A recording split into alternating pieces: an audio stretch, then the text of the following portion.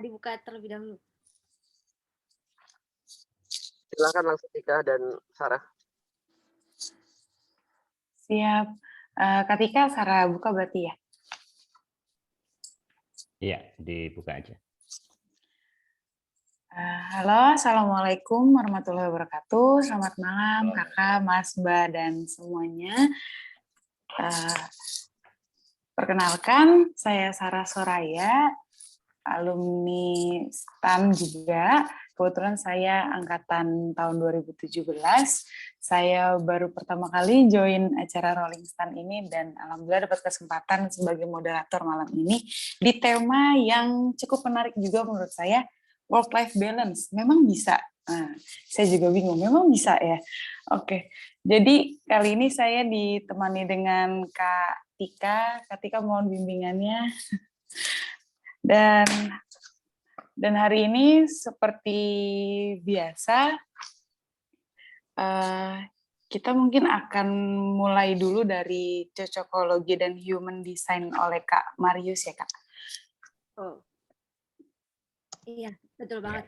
Sebelumnya Sarah mungkin sedikit gambaran tentang Rolling Stun. Sebelumnya kami ucapkan selamat datang terlebih dahulu ya kepada Mas Mbak semua yang mungkin baru bergabung kali ini. Ini merupakan Rolling Stun episode ke-10. Ya. Ini sepertinya kayak sinetron tersanjung, akan banyak episode. Jadi seneng banget karena konstan gitu, sama konstan lagi. Rolling Stun itu terus ada tiap minggunya. Jadi konstan. Tiap minggunya akan selalu ada. Dan temanya pun juga macam-macam. Ada yang tema serius, ada yang tema lucu-lucuan, tema seni, kemudian macam-macam ya. Bisa masuk semua tema di acara Rolling Stun. Mungkin Mas Mbak yang punya ide atau punya masukan atau ingin berbagi menjadi narasumber bisa sampaikan melalui Telegram atau sudah saya share juga link Rolling Stun. Di situ ada G-Form untuk menyampaikan input atau feedback. Kemudian yang ingin bergabung melalui Telegram juga silahkan, sudah saya share linknya. Dan ini kalau saya lihat, kita sambil sapa-sapa sudah ada 19.000 partisipan sih ya Sarah ya. Banyak sekali Kak, dari Sabang sampai Merauke 19.000 ya. Bahkan ada yang di luar negeri Sarah, seperti Wahuda, ada di Tokyo. Oke. Saya sendiri juga di luar planet Kak. Saya luar di Bekasi. Planet. Iya. Sama. Bekasi kan luar planet ya Kak ya. Siap.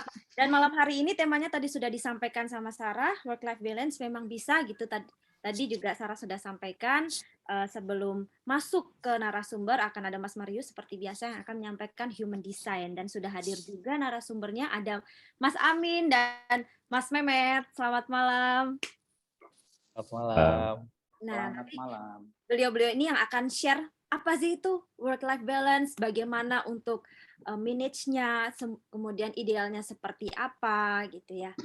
Nah, nanti jangan lupa untuk Mas Mbak yang punya pertanyaan, yang paling lucu, yang paling receh, atau yang paling aktif akan mendapatkan kopi.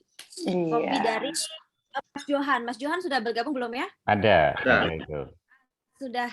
Terima kasih Mas Johan, kayaknya rutin sebagai sponsor nih ya. Mas Mbak yang jadi sponsor sangat terbuka ya. Kata Mas Johan, jangan sponsor terus, beli juga dong gitu loh. Pesan tersirat ya. Nggak mau sponsor mau enggak, kita sih ini aja happy aja. Terima kasih Kak Johan. Nah, itulah Rolling Stun ya. Kita di sini bukan hanya sharing pengalaman, sharing kebahagiaan juga yang pasti semoga di sini semua sehat. Dengan ikut acara Rolling Stun, imun makin meningkat. Yang penting kalau sekarang itu sehat, bahagia gitu. Dan yang pasti Rolling Stun ini adalah tempat untuk menjaga silaturahmi antara alumni STAN lintas generasi. Baik, langsung saja seperti biasa kita sudah kedatangan Mbak Dania yang akan menemani Mas Marius untuk menyampaikan human design dari narasumber. Monggo Mas Marius silahkan. Oke, makasih Tika. Bismillahirrahmanirrahim. Ini saya orang tua setengah abad lebih dinasihatin anak kecil, tapi kalau yang nasihatin cewek ya oke-oke aja ya, kalau udah ya kita ya. Siap. Ini luar biasa malam ini. Ada Bu Sumiati, selamat malam Bu Sum, yang intinya memberikan bimbingan. Terima kasih saran-sarannya. Ini ada Mas Agung Purwoko ya. Katanya nggak boleh manggil Bu. Nah, Oh, pelanggaran iya. tuh. Pelanggaran Oh, satu. Temuan itu Catat. temuan.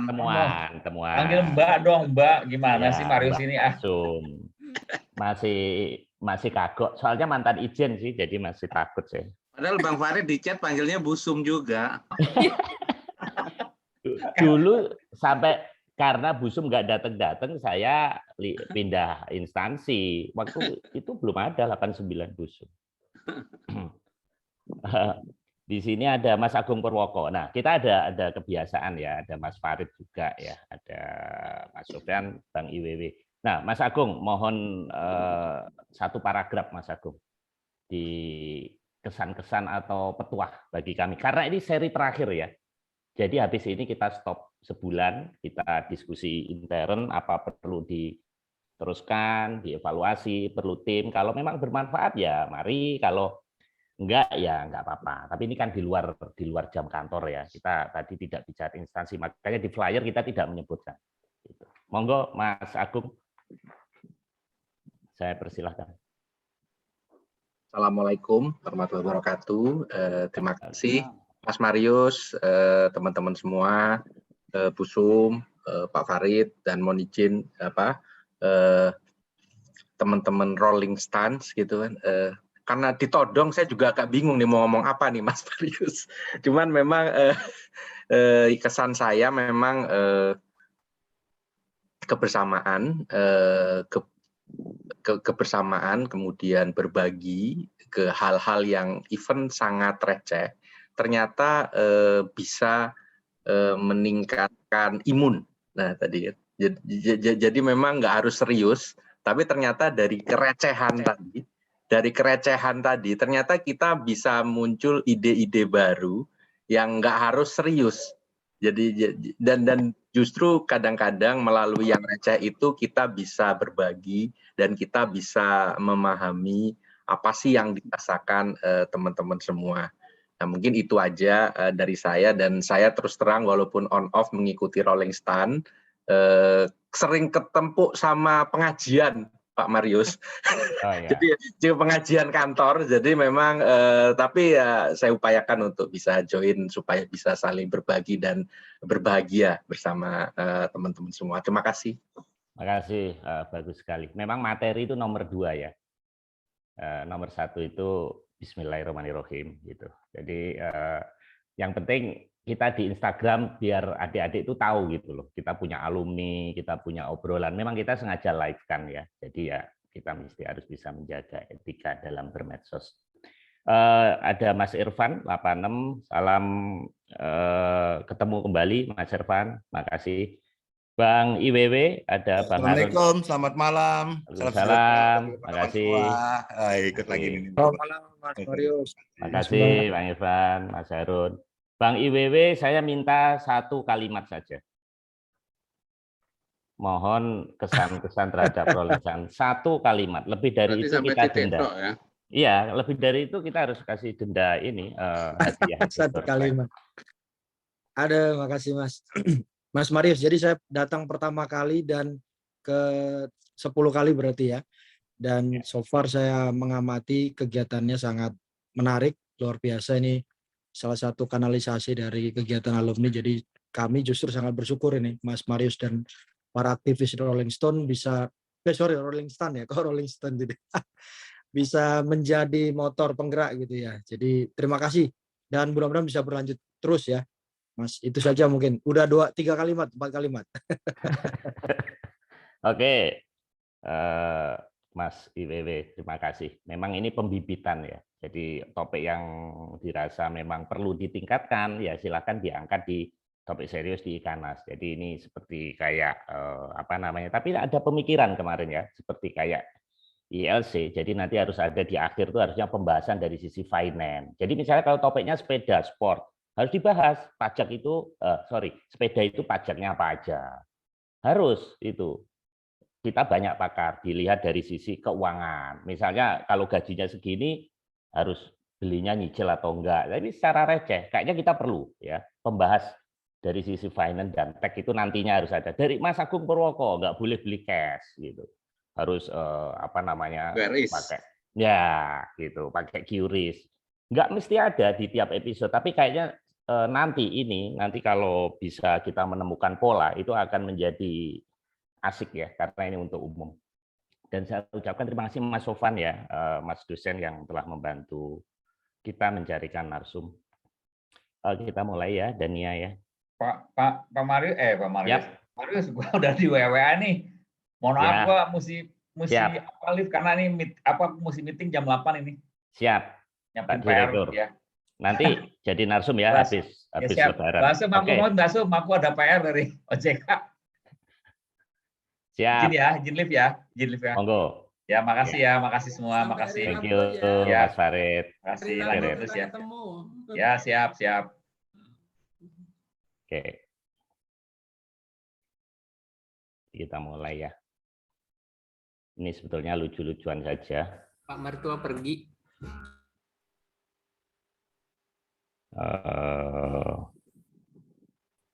Oke, terima kasih. Ini ada wajah baru ya, Sarah. Sarah, penempatannya di instansi mana, Sarah? Tadi belum lengkap perkenalannya. Iya, Kak. Saya perkenalkan diri lagi.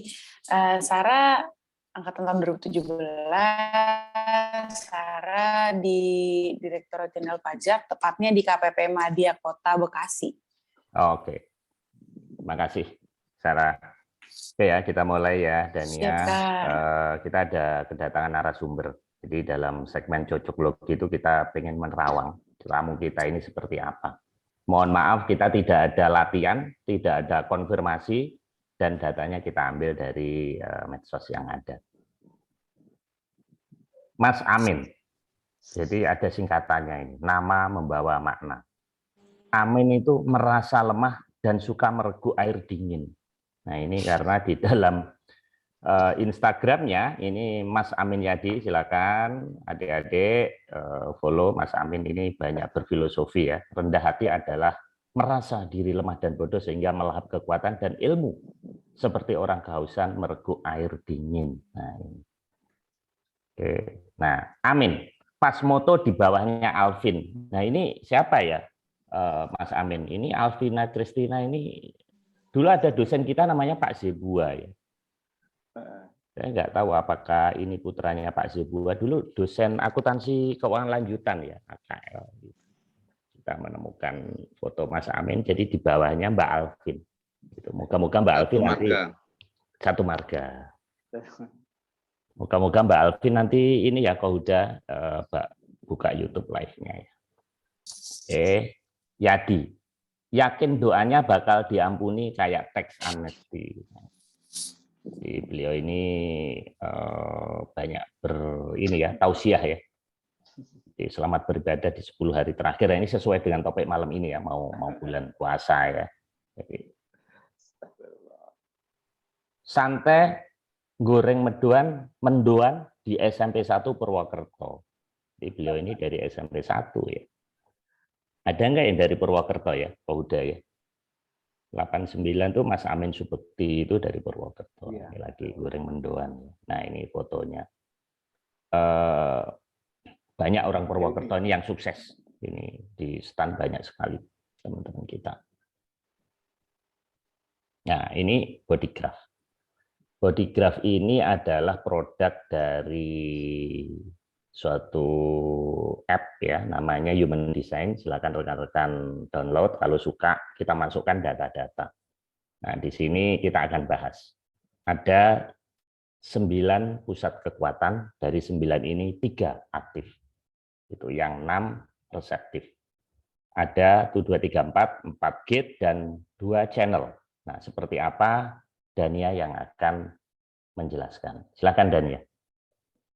Oke, jadi channelnya di sini ada 29/46 Channel of Discovery in Human Design. Jadi tentang komitmen dan physicality. Become completely immersed in the depth of your experience and let go of expectation and the meaning will be revealed.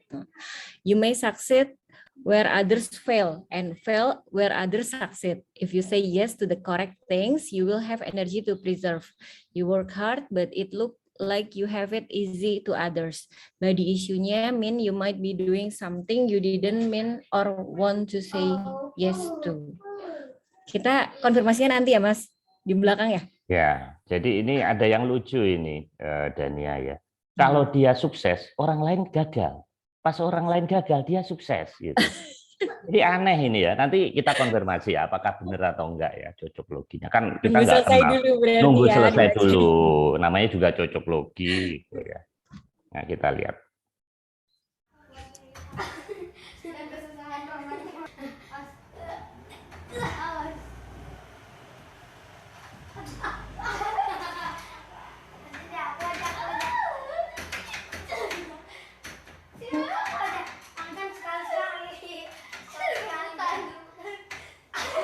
Nah, ini putra beliau ya. Ini mungkin tadi ya dari cocok logi yang gagal sama sukses tadi ya. Nah, akhirnya sukses. Oke, kita teruskan. Ini salah satu putri beliau juga. Nah, ini sedang hafal Quran ya, belajar ya. Ini saya cepetin aja.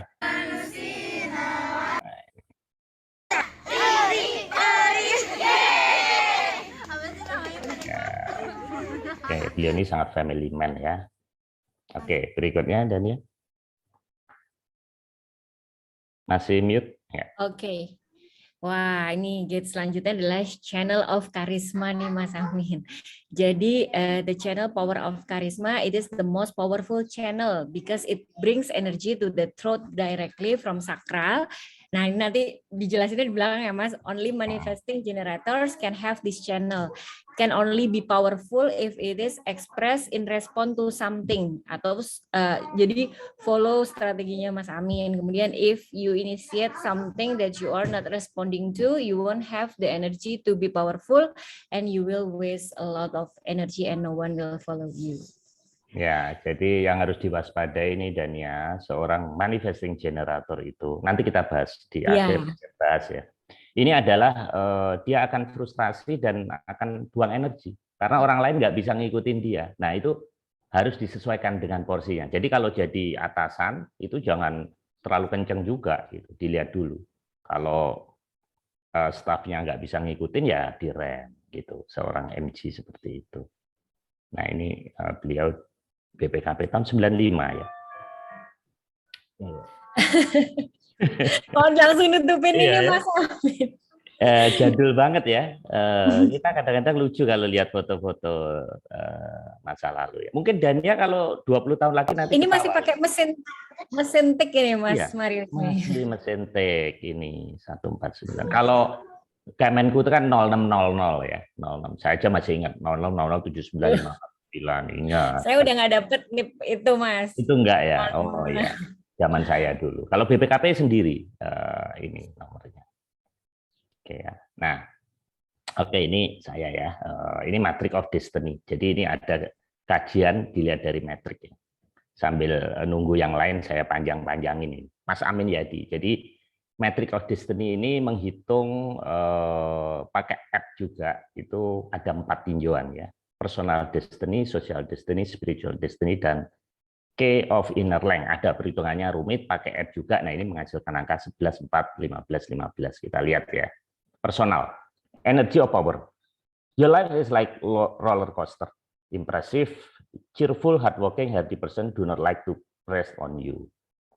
Rekomendasinya adalah learn softness. Harus lebih lunak ya. Nggak boleh terlalu keras, mendidik anak, dan sebagainya. Balance through meditation. Nah, sesuai dengan tema malam ini ya. Kalau ini di kita ya zikir ya, banyak sholat tahajud. Pay attention to how to relax, get enough sleep, keep an eye on your health. Kenapa health? Nah ini di sini sebelah kiri ya. Sambil kita kembalikan ke teori biar kelihatan ilmiah ya.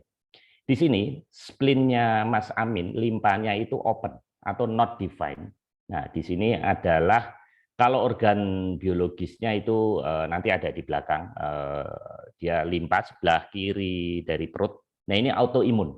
Di sini intuisi, kalau di human design-nya intuisi. Nah ini ini harus hati-hati, keep an eye on health, harus perhatian ya terhadap kesehatan. Train toleran, accept people with their weakness. Nah, harus bisa ngelihat kelemahan orang itu untuk ditoleransi ya. Develop ability to aware of moment here below. Ini energy of power. Ini 11 ya. Personal destiny. Social destiny-nya energy of master. You are responsible and determined person. Jadi beliau seorang yang penentu. In career field, all horizon are open to you. Nah, apa aja bisa ya.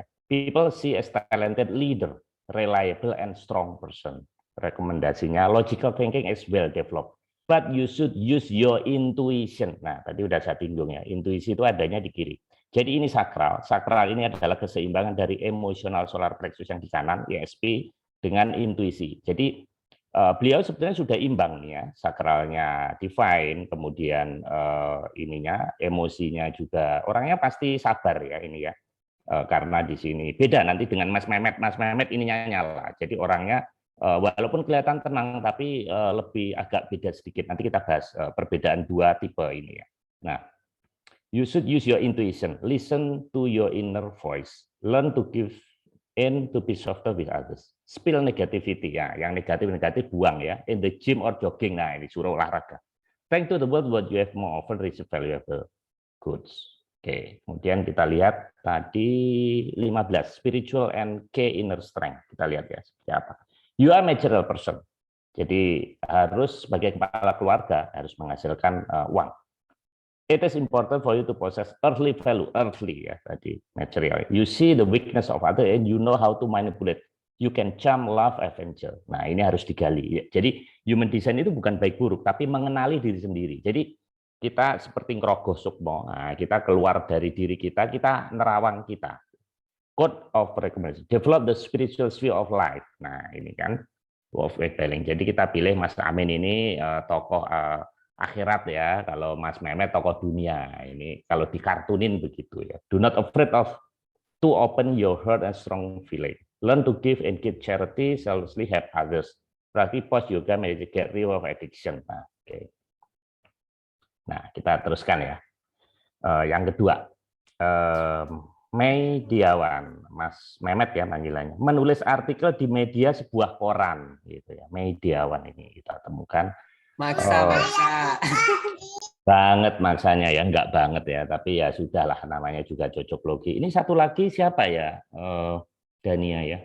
Adiknya Mas Mehmet itu, Mas Marius. Oh gitu, di Dirjen Pajak ya, di DJP. Iya di Dirjen Pajak juga, tapi hari ini nggak ada deh. Oh, okay. Tolong Mas Mehmet, adik-adiknya di chat semua buat ikut acara Rolling Star. Iya dong, harus ikut dong. Siap.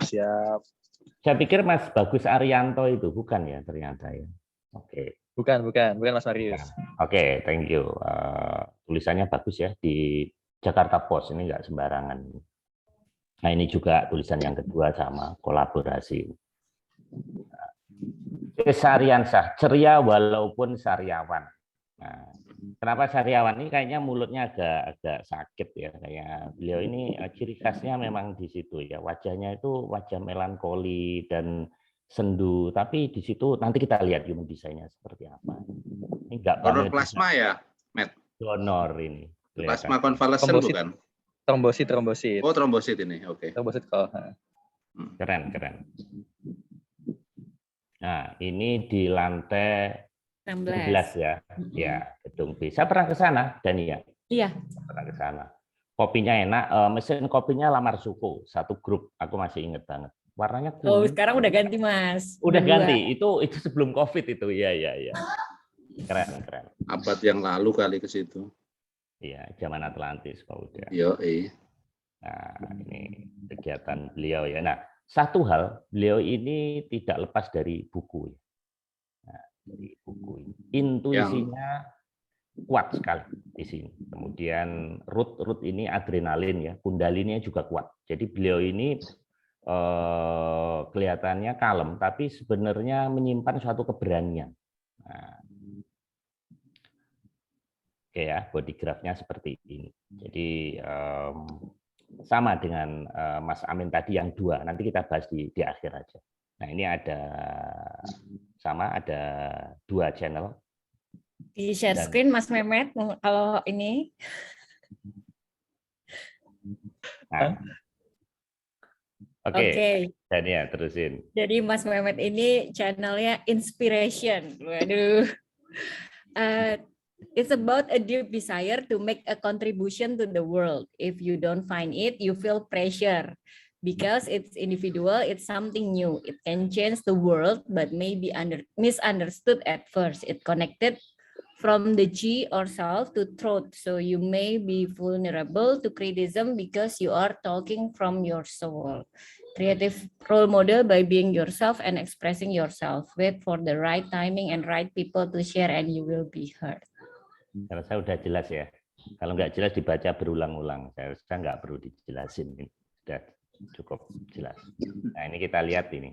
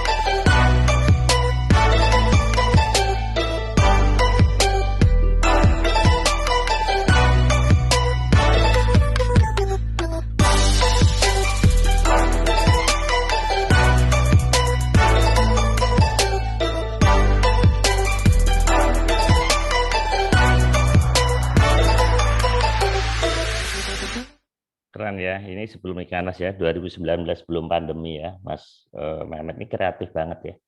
Iya, nanti mungkin Mas Mehmet bisa cerita ya. Ya, ceritain ya, oke. Terusin Dan ya. Oke, untuk channel yang kedua adalah Emoting in You. It's about Gak apa-apa provocation. Dan ya, di pangku aja diajak isi, biar pinter nanti jadi. Biar ikut ya. Iya.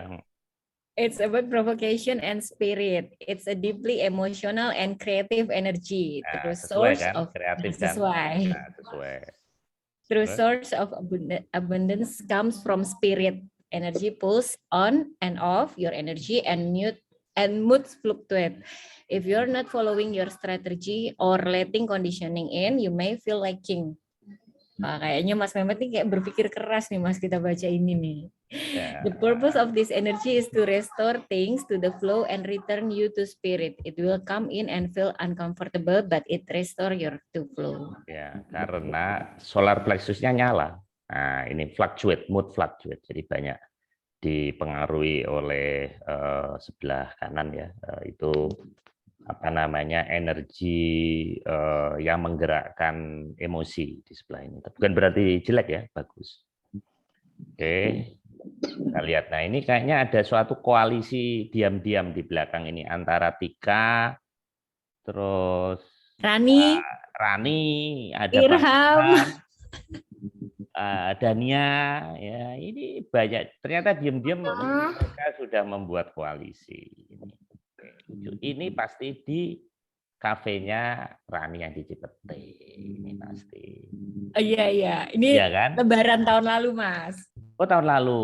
Oke, lucu ya. Keren. Ini enggak semua stan atau semuanya alumni? Kalau yang masih kecil bukan stan lah. Oh ya, anak stan ya. Lucu ini Mas Eram. Oke ya, kita terusin ya.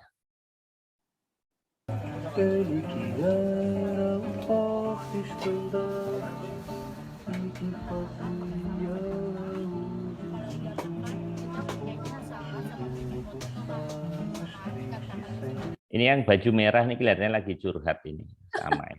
Enggak, itu dicurhatin Mas, bukan curhat. Enggak ngaku. Ini ada yang di sini? Ini Rani. Oh iya Rani. Ini alumni juga semuanya. Yang belakang bukan, Mas. Oh ya, figuran belakang ya. Ya, kita teruskan ya.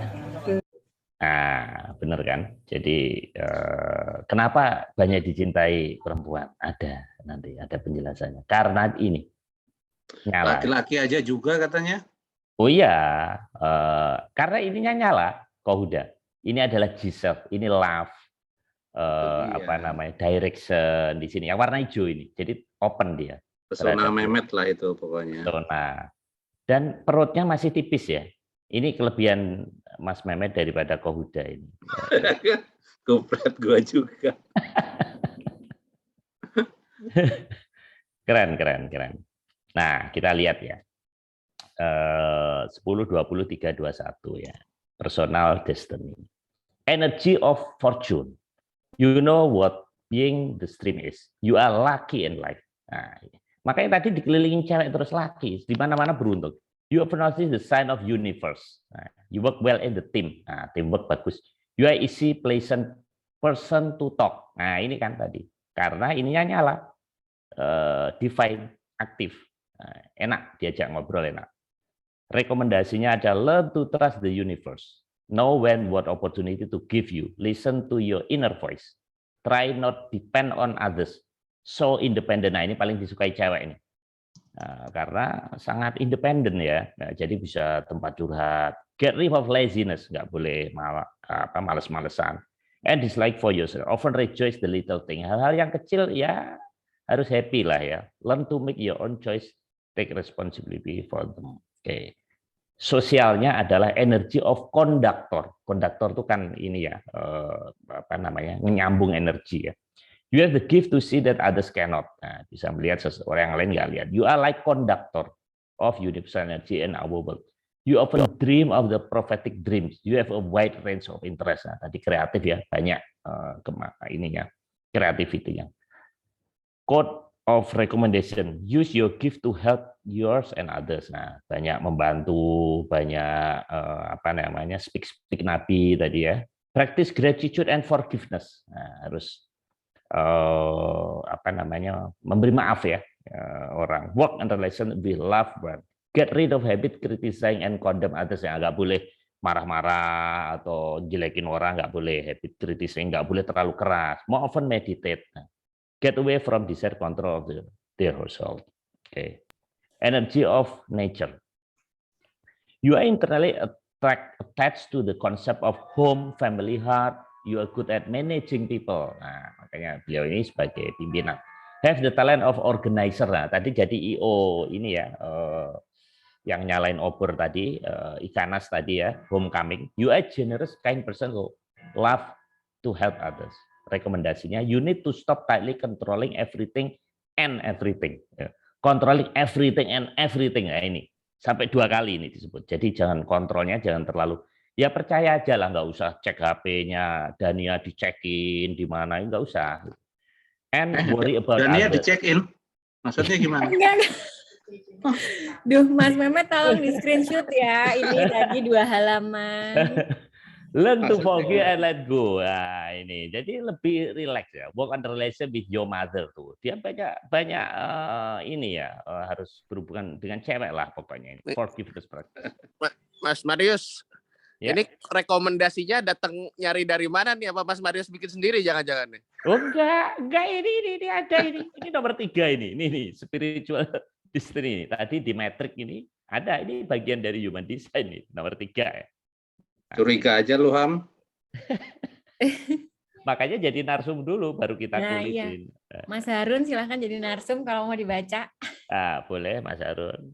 You maximize you are the leadership position. If you find balance between control and freedom. Catat ini. Kesuksesan Mas Mehmet di kontrol dan freedom. Keseimbangan ini. Communication energy. You have talent and diplomat white soul. Wah. You are able to reconcile enemies. Nah, curhat-curhatan tadi. Nah, kalau ada orang berantem, udah serahin ke dia aja. Reconcile enemies. Asal kopinya dibayarin ya. Unite people tuh. Jadi cocok dikirim ke Ukraine ini karena bisa uniting people, reconcile enemies. Do you believe in your strength? won't send the benefit of the whole world. Rekomendasinya, get rid of shyness, nggak boleh malu-malu ya. Don't be afraid to open world and set your big goal. Jangan ragu-ragu kalau punya tujuan yang besar ya. Stop being lazy. Kalau ini Mas semua, Kohuda juga ini stop being lazy. Ini nggak perlu Mas Mehmet, saya juga, apalagi Dania gitu. Make yourself known to the world. Nah, bagaimana supaya dunia ini tahu gitu. Seperti Tuhan ya, Mas Amin bisa cerita. Kenapa aku ciptakan manusia supaya dikenal oleh ini, makanya tak ciptain ciptaanku. Jadi supaya Tuhan dikenal. Nah, ini sama. Known to the world. Move more. Go for a walk, run, travel. Learn the art of small steps. Don't expect to get everything at once. Nah, nggak bisa ya. Jadi jangan semua-muanya pengen selesai dalam satu waktu. Jangan. Oke. Perbedaannya dua. Jadi Mas Amin ini kita namakan manifesting generator, Mas Mehmet projector. MG itu salah satu cirinya adalah onde-ondenya nyala. Apa itu onde-onde? Nah, ini. Onde-onde ini Om Gunsan. Ingat aja, Aki. Nah, gambarnya energizer. Ini saya ambil bahasa Rusia karena Rusia sama Ukraina lagi perang. Jadi biar bingung. Biar bingung gitu. Kalau bingung nanti kan nyari. Nah, kalau pengen penjelasannya sebelah kanan ya, sakral. Kita lihat ini, apa ini sakral ini? Prime motor life force, reproductive sexuality, fertility for life work, ability to work, ovarius testis. Nah, inilah sebetulnya pusat kehidupan itu. Nah, beliau ini MG itu ini ya. Jadi sakralnya divine. Yang proyektor itu no divine sakral. Jadi seorang proyektor itu ininya nggak nyala. Proyektor itu nanti kita lihat contoh ya, siapa proyektor bagaimana. Ini human design ini jadi pattern awal ya. Jangan dikaitkan dengan ini ya yang kelihatan sekarang ya. Ini namanya juga cocok logi gitu. Jadi Mas Mehmet ini perhatikan ini. Di Mas Amin ini sakralnya nyala, di Mas Mehmet pecah jadi dua. Jadi apa yang Mas Mehmet punyai, Mas Amin nggak punyai. Nih, solar plexusnya nyala. Emosinya Mas Mehmet ini lebih besar dibandingkan Mas Amin, adrenalinnya lebih besar, tapi strugglingnya sebetulnya lebih kuatan Mas Amin, generator, gitu ya. Generator bayangkan aja start stop ya, diesel, generator itu diesel, jadi persisten. Gitu. Kalau proyektor itu contohnya Obama, dia seorang pemikir. Jadi dia teamwork, makanya tadi kan bagus di teamwork ya, sebagai IO tadi organizing bagus. Kemudian yang kedua bedanya ya, ini agak teknis sedikit ya. Ini yang manifesting generator itu hubungannya dengan 4 ya. Ada motor center itu ada 4 ya. Itu 2, 3, 4 ini. Sacral is connected to truth. Perhatikan, yang Mas Amin ini ada garis ini. Connected. Jadi salah satu dari 4 ini harus connect. Yang proyektor Mas Mehmet itu enggak. Makanya di sini no motor center connected to the truth center. Ini kalau dibahas sampai pagi ini panjang. Jadi ini motor center tuh ada 4 ini. Kita bahas sedikit ya. Truth ya, biar teori ya. Truth itu komunikasi. Truth ini penting. Ini. Jadi nggak ada gunanya punya energi head, ajna itu mata ketiga. Semuanya ini kumpulnya di truth. Nggak ada gunanya kita pinter tapi kalau truth-nya nggak nyala. Nah ini dua-duanya nyala ya. Ini ya bagus. Kemudian yang kedua G-self, kita namakan G-self atau G-identity. Apa sih G-center itu? Love and direction. Nah, organ biologisnya liver and blood. Jadi ini tadi dicintai tadi. Terus Mas Amin tadi anak-anaknya diajak untuk mandiri. Nah ini bentuk dari G-self-nya yang define, yang aktif. Ya. Kemudian nah ini perbedaannya. Tadi sakral ya sudah kita bahas ya. Sakral itu kalau kita belajar merpati putih itu pernapasan perut. Nah itu di sini kekuatan ya. Kalau bukek siansu ini singkangnya di sini. Nah di Mas Mehmet itu pecah jadi 2, ESP dan root. Kita lihat ya. ESP itu solar plexus. Jadi awareness center, clarity over time, nervous di sini, emotion, feeling, need, passion, desire, pleasure, sexiness, hearing over time. Nah, organ biologisnya kidney, pankreas, prostat dan lung. Nah, root itu kundalini, adrenalin di sini paling bawah. Pressure center, kita namakan pressure. Jadi pressure center itu ada 2, ini di atas head sama root. Stress di sini, pressure to begin think, feel for life. Nah, Jadi kelihatan kira-kira seperti itulah ya. Kalau pengen jelas lagi silakan lihat YouTube-nya banyak. Nah kita lihat ya. Siapa contoh dari MG? Manifesting Generator tuh Miley Cyrus ya. Dia seorang artis apa namanya dari Amerika ya. Ini mirip ya. Mirip persis ini. Cuman kalau Miley Cyrus ditambah ESP, kalau Mas Amin enggak. Nah, kalau Mas Mehmet itu Obama, proyektor. Proyektor, bayangkan Obama aja bisa jadi presiden hanya 2 yang nyala. Karena apa? Dia bisa memaksimalkan, dia kenal banget siapa dia. Obama dari kecil, dia kan dari Columbia University ya, dia pinter speech, sekolah diploma dari awal kecil. Bayangkan, harusnya by design Mas Mehmet dan Mas Amin lebih jago dari Obama. Karena apa? Karena trutnya nyala. Ini lehernya, tiroidnya nyala. Sementara Obama enggak.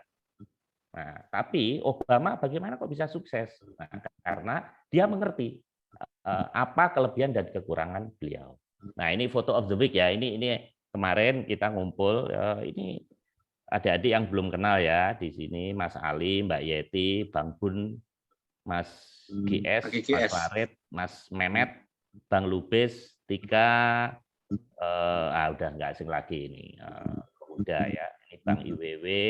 Ini John Wayne. Nah, John Wayne. Nah, ini si botak dari Gua Hantu ini. Ini Mas Diki, Irham, Mas Ajib, Mas Maurits, Bang Maurits, Mas Bambang Suarso, sama Mas Ari Nugroho. Nah, ini dari sisi sininya ini. Nah, memang Tika ini memang ini ya, memang luar biasa ya. Mempesona lah gitu. Sampai John Wayne aja nggak lihat foto, dia yang dilihat. Sayang dia kagak ada. Saya nggak bisa dibully ya. Ini foto-foto ini, wah ini serius sekali ini bos IFG, anggota DPR, wah ini serius ini. Nah ini kan apa ini? Tanda apa ini kok udah ini? Sarangyo. Oh Sarangyo. Nah ini sampai sekarang belum tahu IG-nya. IG-nya udah di-share sama. Oh udah, oh ya, ya oke lah. Nanti kita bikin topik cari menantu dan cari mertua. Nah ini kita teruskan pindah ke romansa di Jalan Agus Salim, tempatnya Mas Ari ya. Ini kita ngobrol-ngobrol. Nah ini tangganya sempit sekali. Kafenya Mas Ari ini ternyata miliknya Pak Bondan ya dulu ya, dan sudah geser 17 cm gitu. Jadi ininya menggeser ke arah Monas. Nah, ini menarik ini. Ini mungkin bisa diobrolin ini nanti. Kenapa kafe-kafe sekitar Monas itu berubah ininya, pilar-pilarnya. Nah, bisa dilihat ya siapa shareholder, siapa karyawan ya. Nah, lihat aja gitu. Yang pakai sandal dan celana pendek itu pasti shareholder, itu sudah jelas. Apalagi yang pakai sepatu, ini apalagi sebelah kanan, udah ini. Ini masih trainee kalau begini nih. Calon OB. Calon OB apalagi ini ini lagi cari suaka. Ya inilah gunanya kumpul-kumpul itu ya. Oke. Nah ini kita ambil foto of the week ya. Ini Bang Ijal ya, Kauda ya. Yes. Ya, Nah Rizal Sabir. Oke. Nah, sebelah kanan ini tadi katanya bukan iklan Google tapi Man in Black, MIB. Nah ini Mas TFK. Ini udah saya nggak kenal. 81 dia. Oh 81. Udah kayak 81, dia 92. 10 tahun lebih senior ya. Ini mungkin bisa diundang nanti ini topik sepeda lagi ya. Nah ini Bang Binsar, ini Mas Julian ya. Ya Julian. Bang Binsar biasanya rajin ya. Ada nggak ya malam ini? Tadi katanya ada. Oh iya. Halo Bang Binsar. Hadir. Wah ini oke. Hari Sabtu kemarin. Oh harusnya ikut nyate sekalian gitu hari Sabtu. Iya, karena acara ini jangan bisa nyate saya. Oh iya. Oke. Nah, ini yang luar biasa. Jadi 94 ini saya kasih kolaborasi ini. Lintas spesialisasi. Nah, saya nggak usah jelasin, nanti kita rollingkan saja. Iya. Oke. Sama Mbak Egi juga, itu kan program Jembatan Hati 82 kan?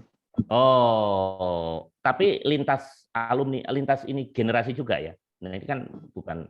Inisiatornya 82, tapi ini kan 94 kolaborasi ya. Collab. Ya. Oh iya. 94 hebat. Hebat. 94 luar biasa, ini bisa mengumpulkan 700 juta. Tapi saya nggak ngerti Itu kok pakai ada sepatu nggak selisih. dikomentarin, Mas? Kenapa Mas Arif? Itu kan pakai sepatu nggak dikomentarin. Tadi Oh pakai iya. sepatu Oh. dikomentarin. OP dan oke dong. Iya. Kalau itu hari kerja, kalau kemarin Sabtu hari libur soalnya beda. Oh Kalau iya. kalau menurut Mas Marius hari kerja harus bajunya kayak gitu. Kalau Ah. libur baru bajunya oblongan ya Mas ya. Iya. Padahal ini hari Minggu ya. Hari Padahal Minggu pakai sepatu ya Mas. Itu Heran, hari ya? Rabu Mas itu kelihatan tuh pakai biru Kemenkyu soalnya itu pada. Oh, Rabu Pon. Mungkin dipikirnya mau reshuffle ya. Rabu kemarin kan rencana reshuffle kan. Mungkin itu ya. Tapi kalau Ilham pakai celana pendek sendal, gue nggak yakin lah dianggap sebagai itu owner. Kok udah, saya nggak ngerti ya. Ada selisih ini berarti jurnalnya gimana ya? Ada. Ini pasti neraca lajurnya nggak balance. Terus dia taruh di selisih gitu. Pasti ini waktu bikin neraca lajur nggak pas ini. Unbalanced sheet kan namanya. Oke, makasih ya. Saya kembalikan ke Tika ya, sama Sarah. Terima kasih banyak Mas Marius. Jadi begitu Sarah, kalau misalnya jadi narasumber, kita dapat privilege akan dibacakan human design. Kalau Sarah pengen dibacakan human design-nya, nanti harus. Karena ya, bacain human design ini berat loh ya, Mas Marius itu 7 hari 7 malam ngerjainnya tiap minggu gitu. Tiap minggu human design. Baik Sarah, langsung saja kita sudah kehadiran 2 narasumber dan seperti yang kita ketahui ya, kalau misal life is full of trade-offs gitu ya kata-katanya ya. Kalau selalu akan ada yang dipertaruhkan gitu ketika kita menjalani hidup ini. Berat juga. Nah, nanti terutama karena kita akan menyambut bulan puasa, mungkin nanti dari Mas Amin akan sharing bagaimana sih supaya antara work, bekerja, dan ibadah, hubungan kebutuhan sosial, kesehatan itu bisa balance. Nah, nanti mungkin Mas Amin akan sharing pengalaman atau tips and trick. Nanti begitu juga Mas Mehmet ya. Mas Mehmet ini kalau saya lihat di Instagram, beliau baik walaupun kerja keras gitu, tapi masih ada kegiatan olahraga, seninya juga ada, masih banyak kegiatan-kegiatan luar kantor dan bisa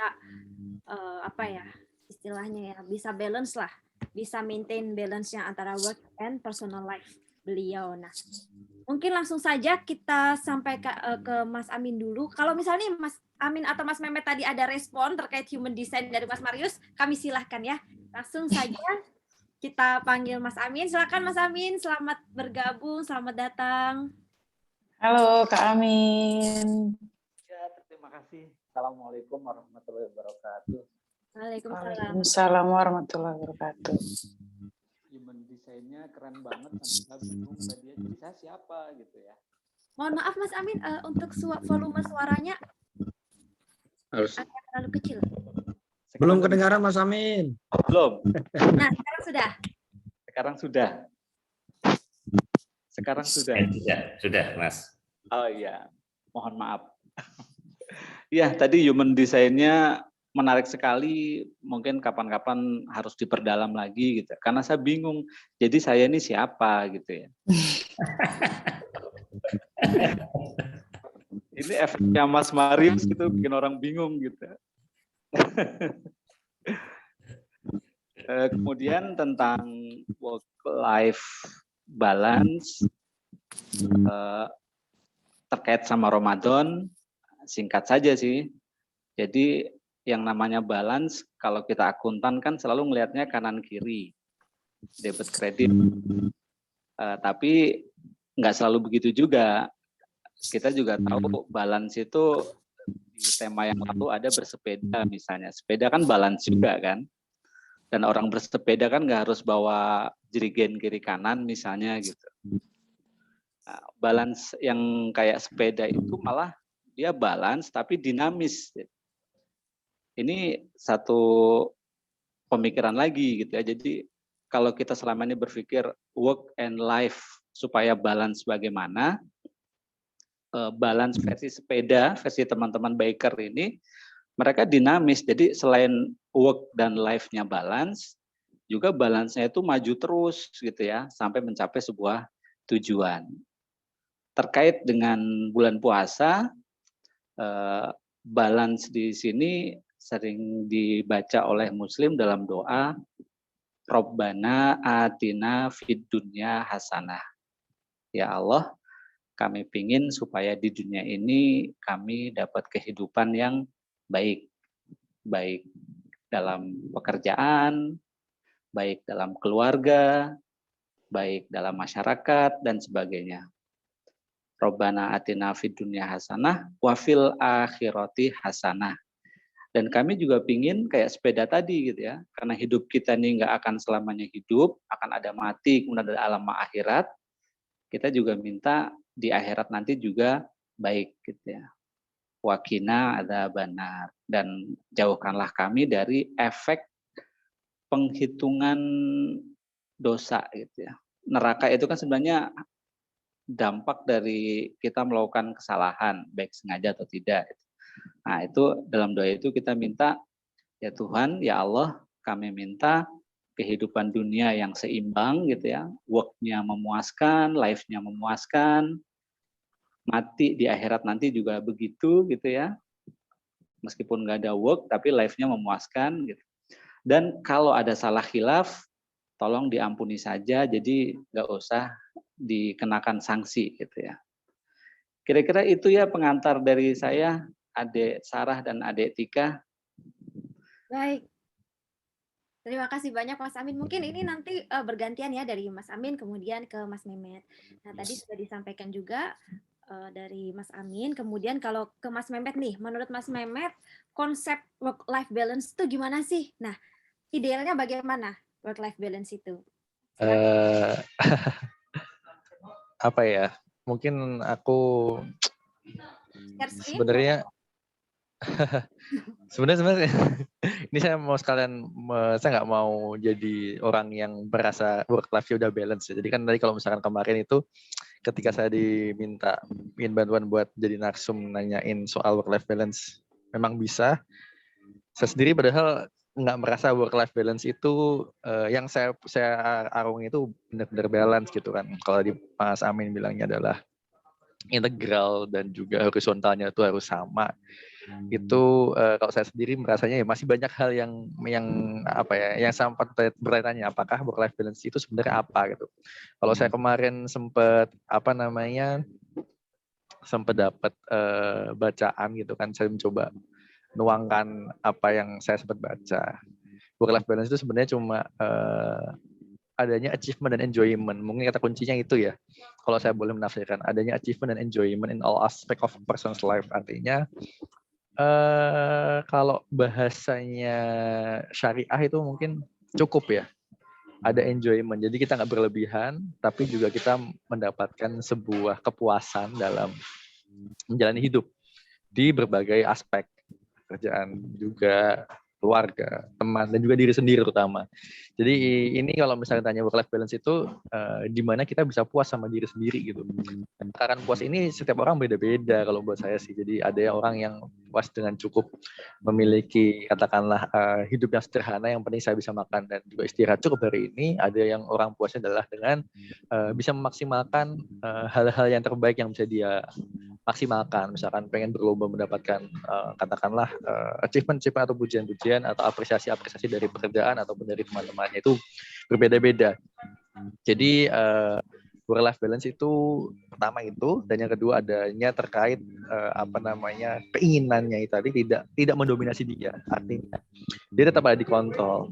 Kebercukupan tidak akan lahir tanpa adanya kehadiran orang itu dalam kontrol terhadap dirinya sendiri, dan itu menurut saya penting ya. Jadi kita nggak maksain diri untuk semuanya dikerjakan dan selesai, tetapi ada rasa cukup dan juga kontrol untuk tidak menginginkan hal yang lebih. Menurut saya itu yang menyebabkan kita bisa mendapatkan yang namanya work life balance. Mungkin pengantarnya sedemikian saja. Mungkin kalau Mas Amin tuh lebih ada hablum minallah juga, dan saya mungkin agak lebih teoretis, tapi mudah-mudahan bisa ditangkap apa yang saya maksud mengenai work life balance.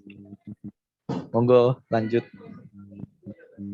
Ya, terima kasih banyak Mas Mehmet. Oh ya, untuk Mbak, yang ada ingin disampaikan, respon atau pertanyaan bisa langsung raise hand atau bisa disampaikan melalui chat terlebih dahulu gitu. Tadi menarik juga ya Mas Mehmet, ada habuminallah, habuminanas. Kalau nggak salah satu lagi ya habumin alamin gitu ya, kalau nggak salah mau dikoreksi ya. Hubungan kita antara kita dengan Tuhan, hubungan kita dengan manusia, hubungan kita dengan alam harus balance. Nah, kalau menurut Mas Adi sendiri cara mewujudkan work life balance itu seperti apa ya, Mas? Mas Mehmet apa Mas Amin? Mas Amin.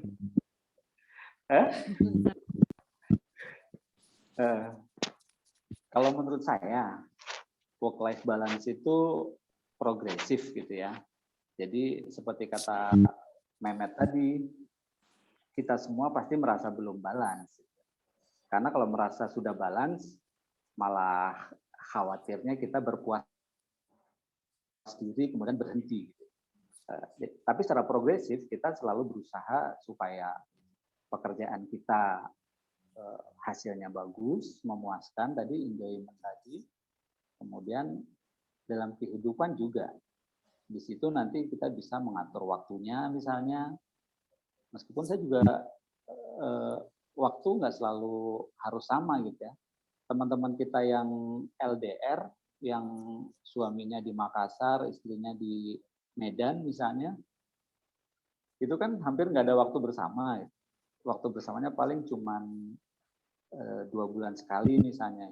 Ketika work life balance-nya itu bisa memakai prioritas. Dan yang paling utama adalah kepuasan. Yang paling harus kita selalu evaluasi, istri kita nih puas nggak, anak-anak kita puas nggak, teman kantor puas nggak, kalau masih punya atasan, atasannya puas nggak, kalau punya bawahan, kata Mas Marius tadi, jangan-jangan saya terlalu galak gitu ya, terlalu memaksakan anak buah misalnya. Suaranya agak susah ya? Tapi jelas. Tapi soalnya kelihatannya Tika agak terlalu serius gitu, saya takutnya suaranya nggak kedengaran. Kedengaran. Iya, ya gitu Tika. Dari tadi yang saya lihat Tikanya ya. Terima kasih banyak Mas Amin. Nah ini sudah ada satu pertanyaan untuk Mas Mehmet ini dari Bang Ale ya, Bang Ali ya. Mungkin selain work life balance, kita lebih butuh love life balance. Gimana menurut Mas Mehmet nih? Pertanyaan yang cukup sulit ya, Pipip. Saya tidak punya kewenangan buat menjawab dan kapasitas kayaknya. Karena memang harusnya apa ya, kalau balance itu kan sebenarnya persepsi kalau saya pikir. Ya kita mau apakah itu namanya work life atau love life balance itu menurut saya semuanya itu penting gitu. Karena ada sebagian diri kita yang bisa terisi dengan kehadiran orang lain kan gitu ya, Pip Ali. Ya menurut saya itu juga hal yang sama urgennya gitu, nggak cuma masalah kerjanya oke, kemudian apa prestasinya oke, tapi juga ada kekosongan yang nggak terisi atau kebutuhan untuk afeksi yang juga penting gitu. Jadi kalau misalkan pertanyaannya di Pip Ali adalah apa ya, kita lebih butuh love life balance. Menurut saya nggak lebih butuh, semuanya kita punya butuh, tergantung kapasitas masing-masing. Sekali lagi kalau misalkan menurut saya ya, tadi kan saya cerita tentang balance itu masalah kecukupan gitu. Kita udah cukup sampai titik mana gitu. Kalau rasa kerjaan kita sudah apa ya, kalau bahasa ini sudah fulfilling, kemudian kita punya relasi-relasi dengan teman yang juga menyenangkan, enjoyment-nya ada, punya hubungan dengan diri sendiri dan Tuhan juga dengan yang menyenangkan, dan punya relasi dengan pasangan yang cukup, menurut saya sih ya cukup aja, semuanya jadi penting gitu. Jadi tidak ada yang lebih penting, tergantung kebercukupannya sampai di mana. Mungkin gitu sih jawabanku terhadap Pip Ali.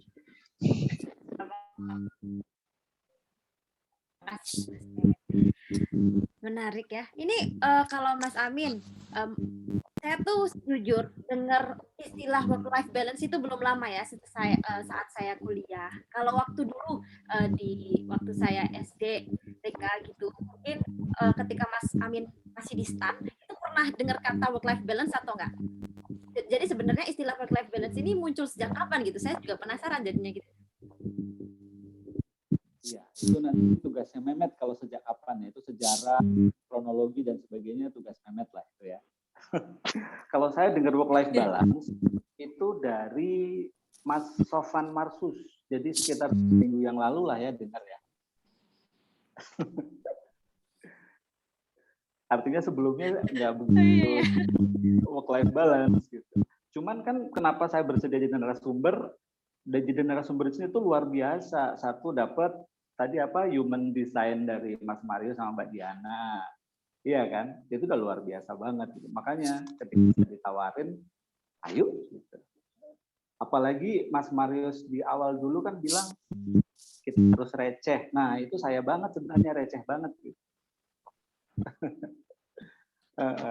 Ya nggak, Sarah?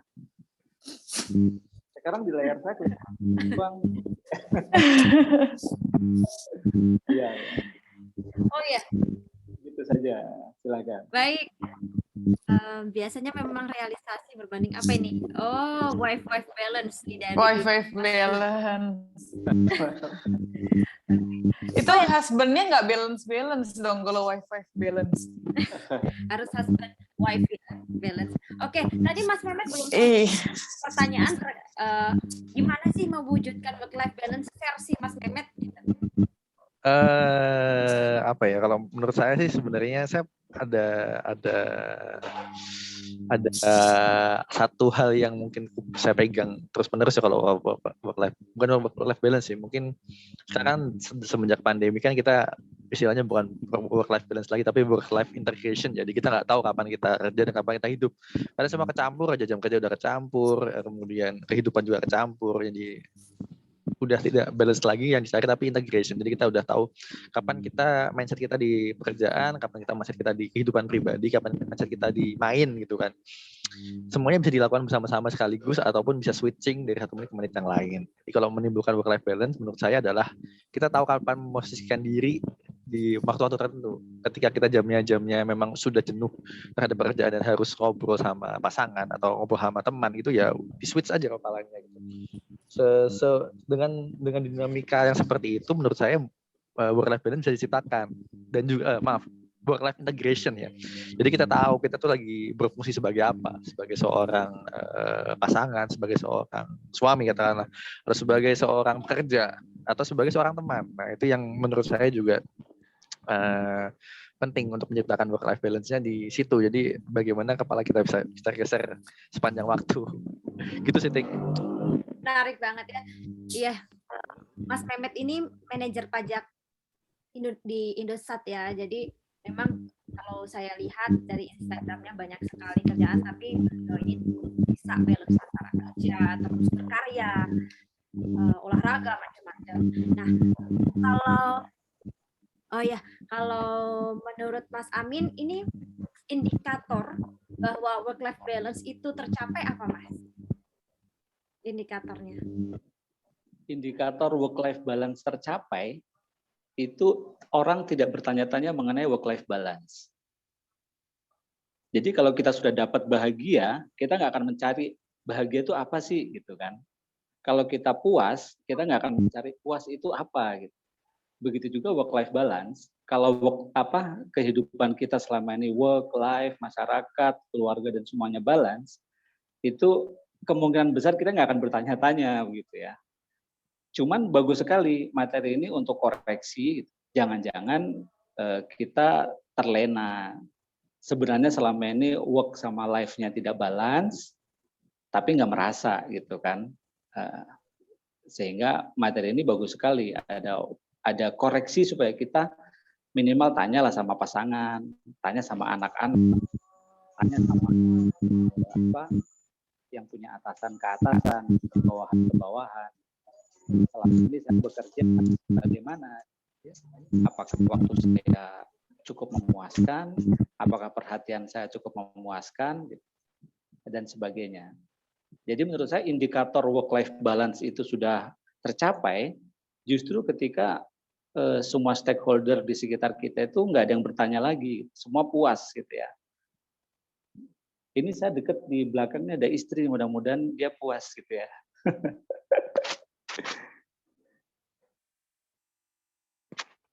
Silakan.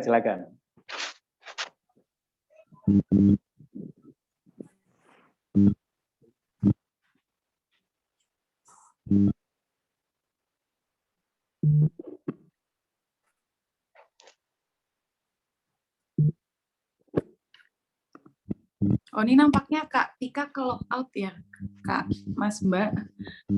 Baik. Pantes, saya kira saya yang terlempar ke gua. Kemana Tika? Maaf, nanti ini sinyalnya agak ini yang Sinyalnya mungkin ya Kak. mohon maaf tadi gimana Sarah? Gimana Sarah? Ya tadi Kak Amin sudah menanggapi. Intinya kata-katanya Panggilnya Mas Billy, boleh nggak? Oh iya, iya Mas. Gimana Sarah? Mohon maaf. Oh, Tadi yang ditangkap semoga istrinya Mas Amin puas tadi kata-kata terakhirnya gitu ya, Mas ya. Betul. Terakhirnya udah ketawa. Oh berarti. Mas Amin dan Mas Ahmed boleh izin ya, Mbak? Siap-siap Mas, udah, monggo. Ini apa kalau ukuran work life balance kalau misalnya kita nggak ada kerjaan apa ini artinya nggak balance? Tinggal live-nya doang. Yang kita lihat Mas Marius tuh nggak ada kerjaan tuh sebenarnya, Mas Marius ya? Ya nggak enak aja kalau kelihatan nganggur, jadi ya pura-pura ada aja. Ya pura-pura kerja biar balance gitu Mas ya. Bikin PowerPoint ya Mas Marius ya, 7 hari 7 malam. Baik, silakan Mas Amin, mungkin ada tanggapan untuk Mas Arief? Ya, dan jangan terlalu serius Mas Amin menjawabnya. Terima kasih.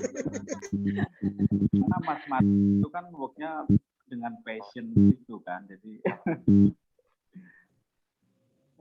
teman-teman yang begitu kira-kira ya, antara work sama happy-happynya sama aja.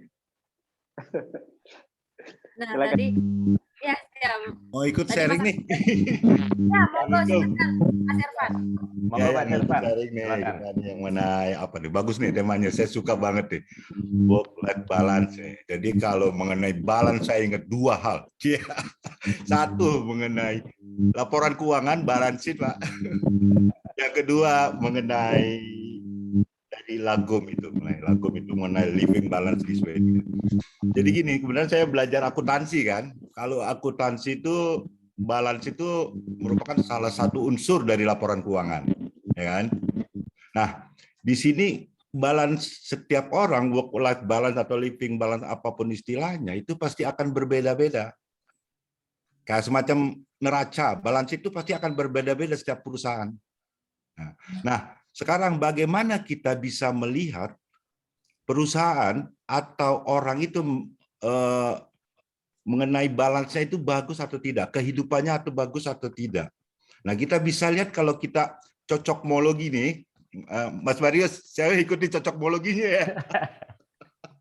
Cocokmologinya makanya di samping neraca kita lihat juga income statement-nya, Pak. Kalau income statement-nya bertumbuh dari tahun ke tahun, laba perusahaannya bertumbuh dari tahun ke tahun, dalam arti kata bahwa peningkatan hidup seseorang atau perusahaan itu dilihat dari income statement-nya. Apabila tetap bertumbuh bagus, penjualannya, omsetnya, dan laba perusahaannya bagus, dikatakan bahwa itu work-life balance-nya sangat bertumbuh, Pak. Jangan sampai kita work-life balance-nya besar, tapi omsetnya turun. Omsetnya nggak tumbuh. Itu aja, malah lebih menurun lagi. Nah, itu bahaya itu, Pak. Kalau di perusahaan itu, kalau di perusahaan go public yang kayak gitu nggak bakal dipilih tuh kalau pertumbuhan penjualannya atau pertumbuhan omsetnya nggak meningkat. Nah, jadi kita melihat bahwa work life balance yang bagus menurut saya adalah work life balance yang mempunyai kebahagiaan yang terus meningkat. Kebahagiaan itu bisa macam-macam, Pak ya. Bisa juga materi, bisa juga secara imateri. Jadi misalnya kalau bekerja work-life balance, tapi karirnya bertumbuh, penghasilannya bertumbuh, tapi juga dia harus ada menghasilkan income yang baik buat keluarga. Nah itu yang kedua, income statement. Yang ketiga, cash flow, Pak. Nah ini penting ini. Perusahaan sebagus-bagusnya perusahaan, walaupun dia asetnya besar, bagus, omsetnya bertumbuh, labanya bagus, tapi kalau cash flow-nya yang negatif, itu lama-lama akan hancur. Kasus Enron kita lihat, itu kan Pak, cocokmologi nih istilahnya nih. Jadi kalau perusahaan itu mungkin labanya bagus, tapi cash flow-nya nggak bagus, cash flow-nya selalu negatif, cash flow dari aktivitas operasi itu negatif, lambat laun dia pasti akan bangkrut. Itu pernah dibuktikan oleh peneliti dari Unpad, itu 5 tahun aja cash flow-nya negatif ya, itu akan bangkrut seharusnya. Tapi kalau di Indonesia bisa lebih dari 5 tahun bisa nggak bangkrut. Nah itu saya nggak tahu tuh. Nah seharusnya gitu Pak. Jadi cash flow-nya tetap bertumbuh, cash flow-nya tetap naik gitu. Jadi arti kata balance sheet-nya bagus, ya, keseimbangannya bagus, pertumbuhannya juga bagus, dan cash flow-nya juga bagus. Nah, satu lagi yang keempat, apa unsur-unsur laporan keuangan? Ya, yang keempat adalah laporan posisi perubahan modal. Nah, kalau bisa work-life balance itu modal kita terus bertambah. Modal itu dalam arti kata bukan hanya uang aja, ya modal pertemanan, modal keluarga, modal kebahagiaan dan lain itu terus bertambah. Perusahaan yang bagus adalah perusahaan yang ekuitas permodalan selalu bertambah, Pak. Makanya kalau dibilang perusahaan-perusahaan go public yang bagus itu pasti price book value-nya itu rendah, PER-nya juga rendah. Nah, itu karena dia book value-nya bagus. Sehingga harga-harga di pasar kalau kita lihat di perusahaan go public itu dengan PER yang rendah dengan price book value yang rendah itu akan bagus gitu. Jadi book value perusahaan juga harus tetap tinggi. Gitu. Itu yang mengenai laporan posisi perubahan modal. Yang kelima, catatan atas laporan keuangan. Nah, kalau bisa, work-life balance itu kita mempunyai catatan yang bagus. Footnote-nya bagus gitu Pak, di bawah itu. Tapi kalau footnote-nya perusahaan telah mengalami sengketa dengan ini, perusahaan telah mengalami diajukan gugat pilot segala macam, itu nggak akan bagus. Maka itu work-life balance kalau menurut saya adalah keseimbangan kalau secara cocokmologinya dengan laporan keuangan, adalah dia harus memenuhi balance sheet-nya bagus, income statement-nya bagus, cash flow-nya bagus, laporan perubahan posisi modal juga bagus, dan catatan atas laporan keuangan juga bagus. Sehingga work-life balance-nya ini akan menyeluruh, Pak. Kita tidak bisa melihat besarnya neraca itu besar itu bagus, tidak. Tapi dilihat dari kategori, kalau saya pribadi melihat cocokmologinya dari laporan keuangan itu, melihat dari unsur-unsur laporan keuangan cukup bagus, Pak. Itu kalau menurut saya dari segi laporan keuangan. Nah, ada Pak ya. Jadi ini Pak, ada lagum ini Pak. Mas Irfan, saya share ya, Mas Irfan. Nanti dulu Pak, nanti Pak. Okay. nanti. Lagum itu Pak. Jadi lagum itu adalah bagaimana living balance ya.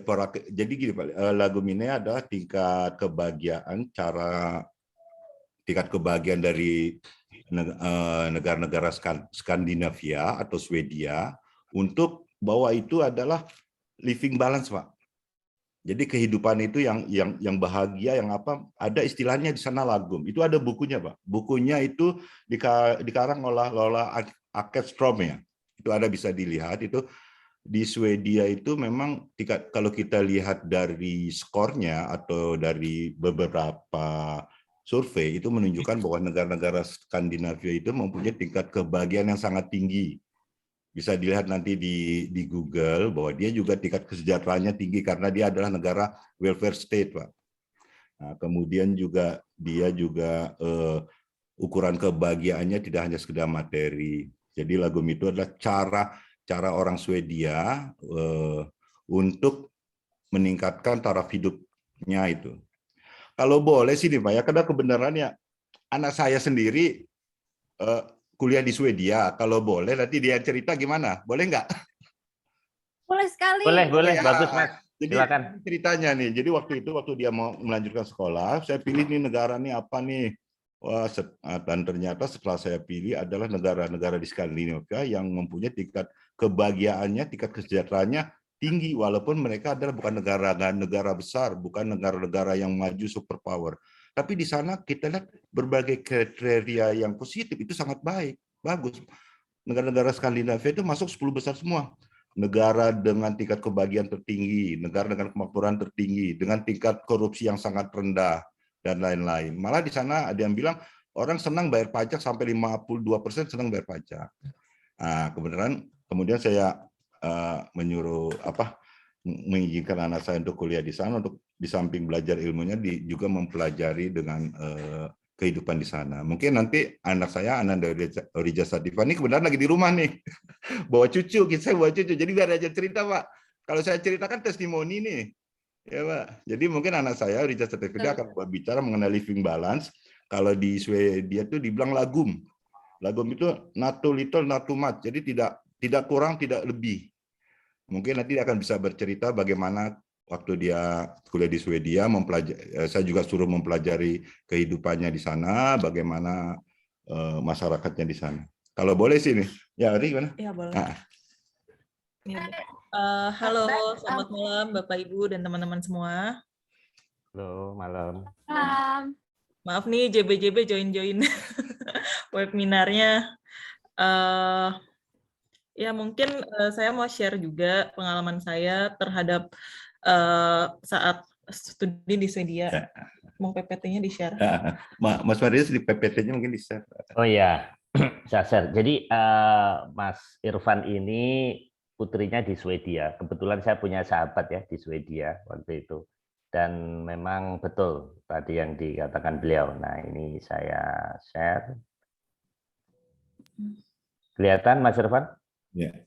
Kelihatan. Ya. Oke, silakan. Iya, jadi kalau misalnya dibilang Lagom are best atau Lagom is the best. Jadi itu salah satu budaya orang Swedia yang dimana kehidupannya tuh sangat-sangat seimbang. Keseimbangan itu udah menjadi culture bagi mereka. Ini kebetulan materinya pernah saya bawakan juga beberapa kali di acara kantor. Next, Pak. Nah, Lagom itu apa sih? Lagom itu adalah Swedish way of life. Jadi gaya hidupnya mereka, cara hidupnya mereka. Not too little, not too much, just the right amount. Jadi itu aims untuk balance semua aspek di dalam kehidupan.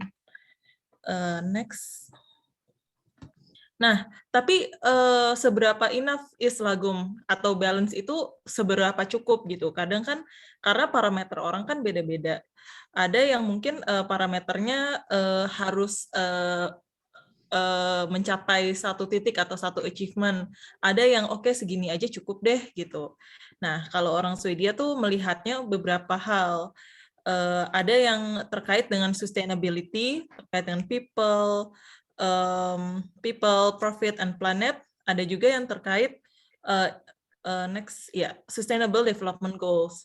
Jadi semuanya terpenuhi seperti no poverty, zero hunger, dan sebagainya yang terkait dengan sustainable development goals.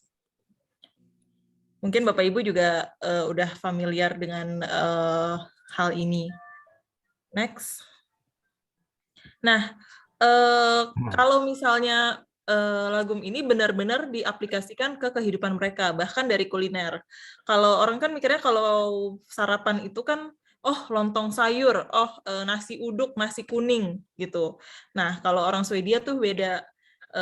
Terlihat bahwa makanannya tuh super simple banget. Kadang roti sama keju pun jadi. Nah, kalau mereka balance itu bahkan diaplikasikan di makanan. Dengan cara misalnya, yang penting makanannya bergizi, time efficient, walaupun misalnya ada acara atau perayaan manis, ada dessert, tapi bukan melulu yang manisnya secukupnya. Bahkan saking balance-nya, orang Swedia memikirkan, oh ini cost-nya berapa, oh ini makan waktu berapa untuk memasak makanan ini gitu. Kalau misalnya nasi uduk kan kalau masak pagi-pagi lama kan. Nah, kalau mereka ya udahlah cukup sandwich aja, tinggal ngambil roti dan isiannya jadi gitu.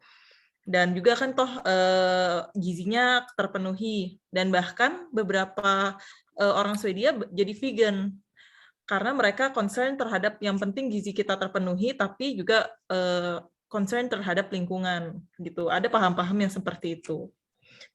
Nah, kemudian ada Lagom in fashion. Jadi keseimbangan pun juga diaplikasikan di dalam fashion, seperti misalnya mereka lebih ke arah slow fashion, yaitu sekalinya beli tapi dipakai berkali-kali dan long last, instead of beli yang cepat rusak, atau bahkan yang lebih sustainable kayak beli barang bekas. Begitu juga dengan desain, memilih interior yang timeless, functional, tahan banting, Dan tentunya biasanya bisa dibawa sendiri, terus bisa compact, bisa dipasang dan dirakit seperti di IKEA, Jysk. Jysk itu tulisannya JYSK, bacanya Jysk dan sebagainya.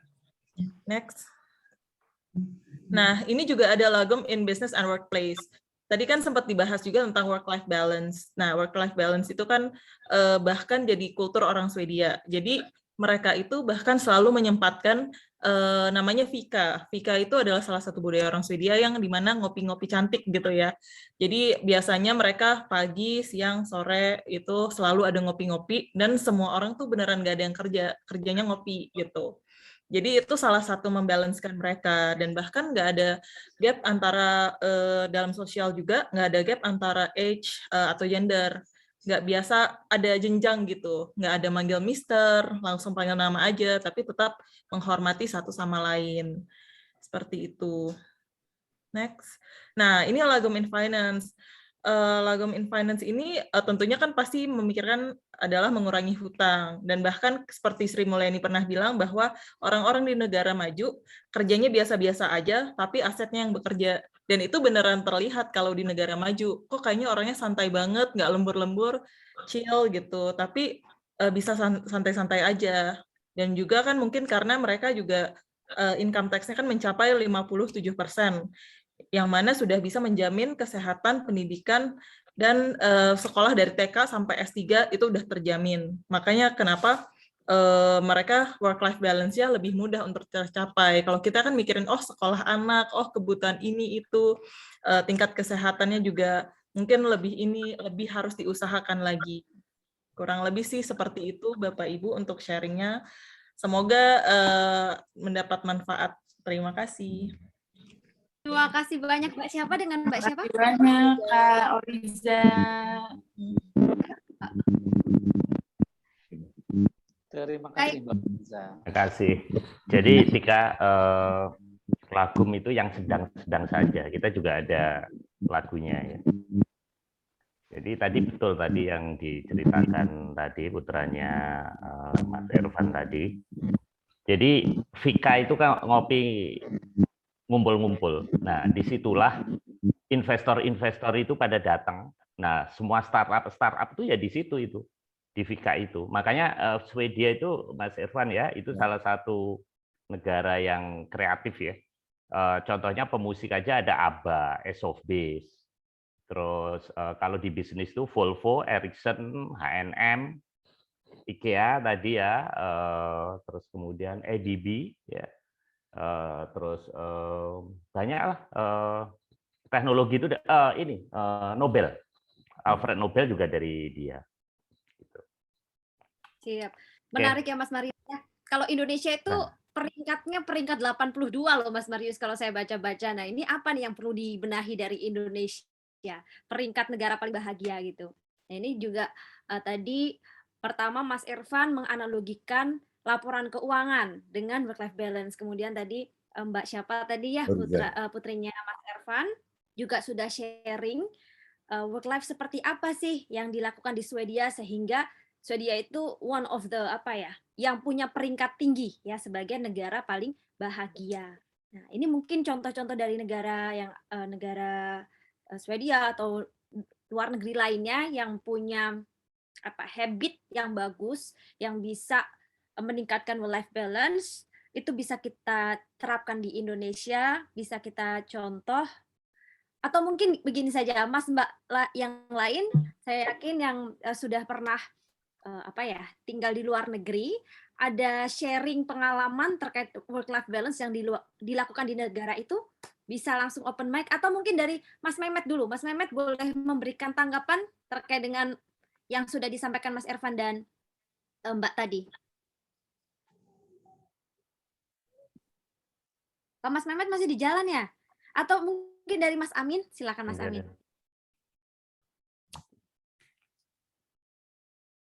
Masih ke-mute ya Mas Amin? Mohon menunggu. Oh iya. Pertama pasti masalah income ya, PDRB lah. Selama domestik bruto kita masih rendah, untuk bahagia itu memang susah. meskipun hidup tuh pas yang sedang-sedang saja, tapi untuk bahagia dengan duit sedikit itu rata-rata susah sekali gitu ya. Kita lihatlah di India atau dimanapun yang negara-negara yang perekonomiannya masih belum merata, masih terlalu banyak rakyat miskin, ya jadi susah untuk bahagia. Jadi kalau kita pingin seperti Swedia, pertama pasti kita harus bikin supaya domestik bruto kita tinggi. Nah, kemudian kalau perekonomiannya sudah bagus, itu baru yang namanya keseimbangan. Kalau di awal sih saya menyampaikan realita kita dengan perekonomian seadanya pun tetap harus seimbang. Jadi seimbangnya itu progresif. Pas miskinnya seimbang gitu ya. Makan singkong sama enggak juga seimbang. Pas nanti sudah berkembang juga seimbang gitu kan. Tapi bahwa kalau kita ingin seperti Swedia, selain yang lain-lain, yang paling pertama adalah pasti ekonomi masyarakat kita harus tinggi. Mas Mehmet emang lagi di jalan ya? Iya, betul Mas. Nanti kita sampai di Mas Mehmetnya. Jika itu Mas IWW kan pernah di Amerika. Oke, Mas IWW. Bisa ditanya. Ya, terima kasih. Tadi menarik sekali saya dengerin beberapa konsep ya dari Mas Amin, dari Mas Mehmet, dari Mas Herban dan keluarga tadi. Kalau di Amerika itu saya bandingkan dengan Jepang ya, karena saya tinggal di dua negara itu.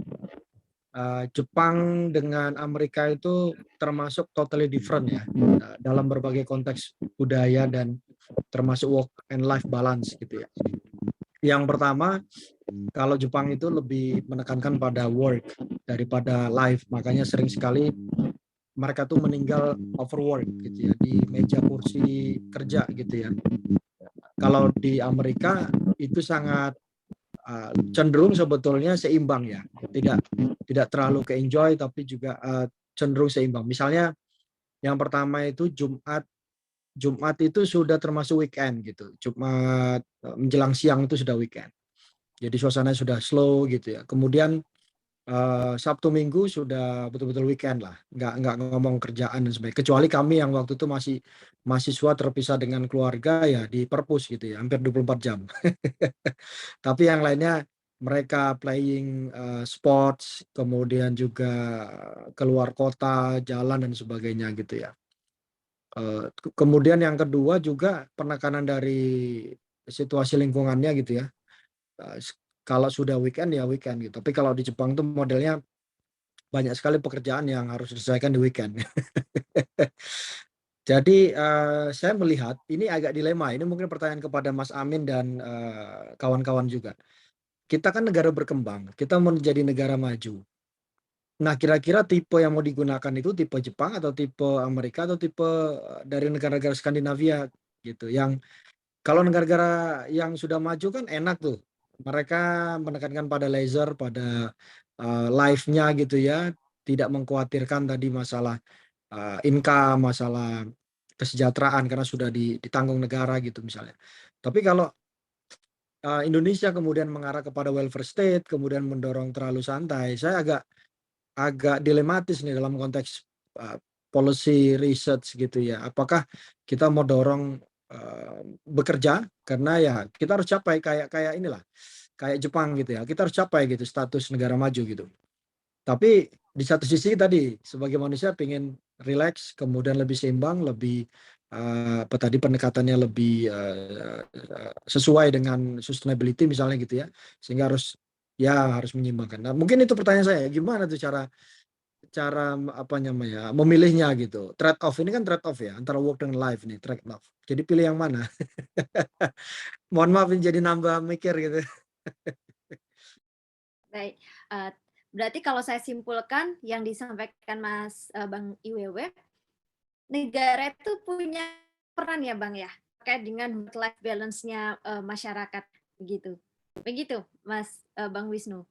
Betul. Negara itu memiliki kemampuan mendrive economic agents di dalam kehidupannya. Misalnya di negara Skandinavia itu didorong misalnya welfare state di mana orang-orang tenang, nyaman gitu karena ada ada distribution income ya.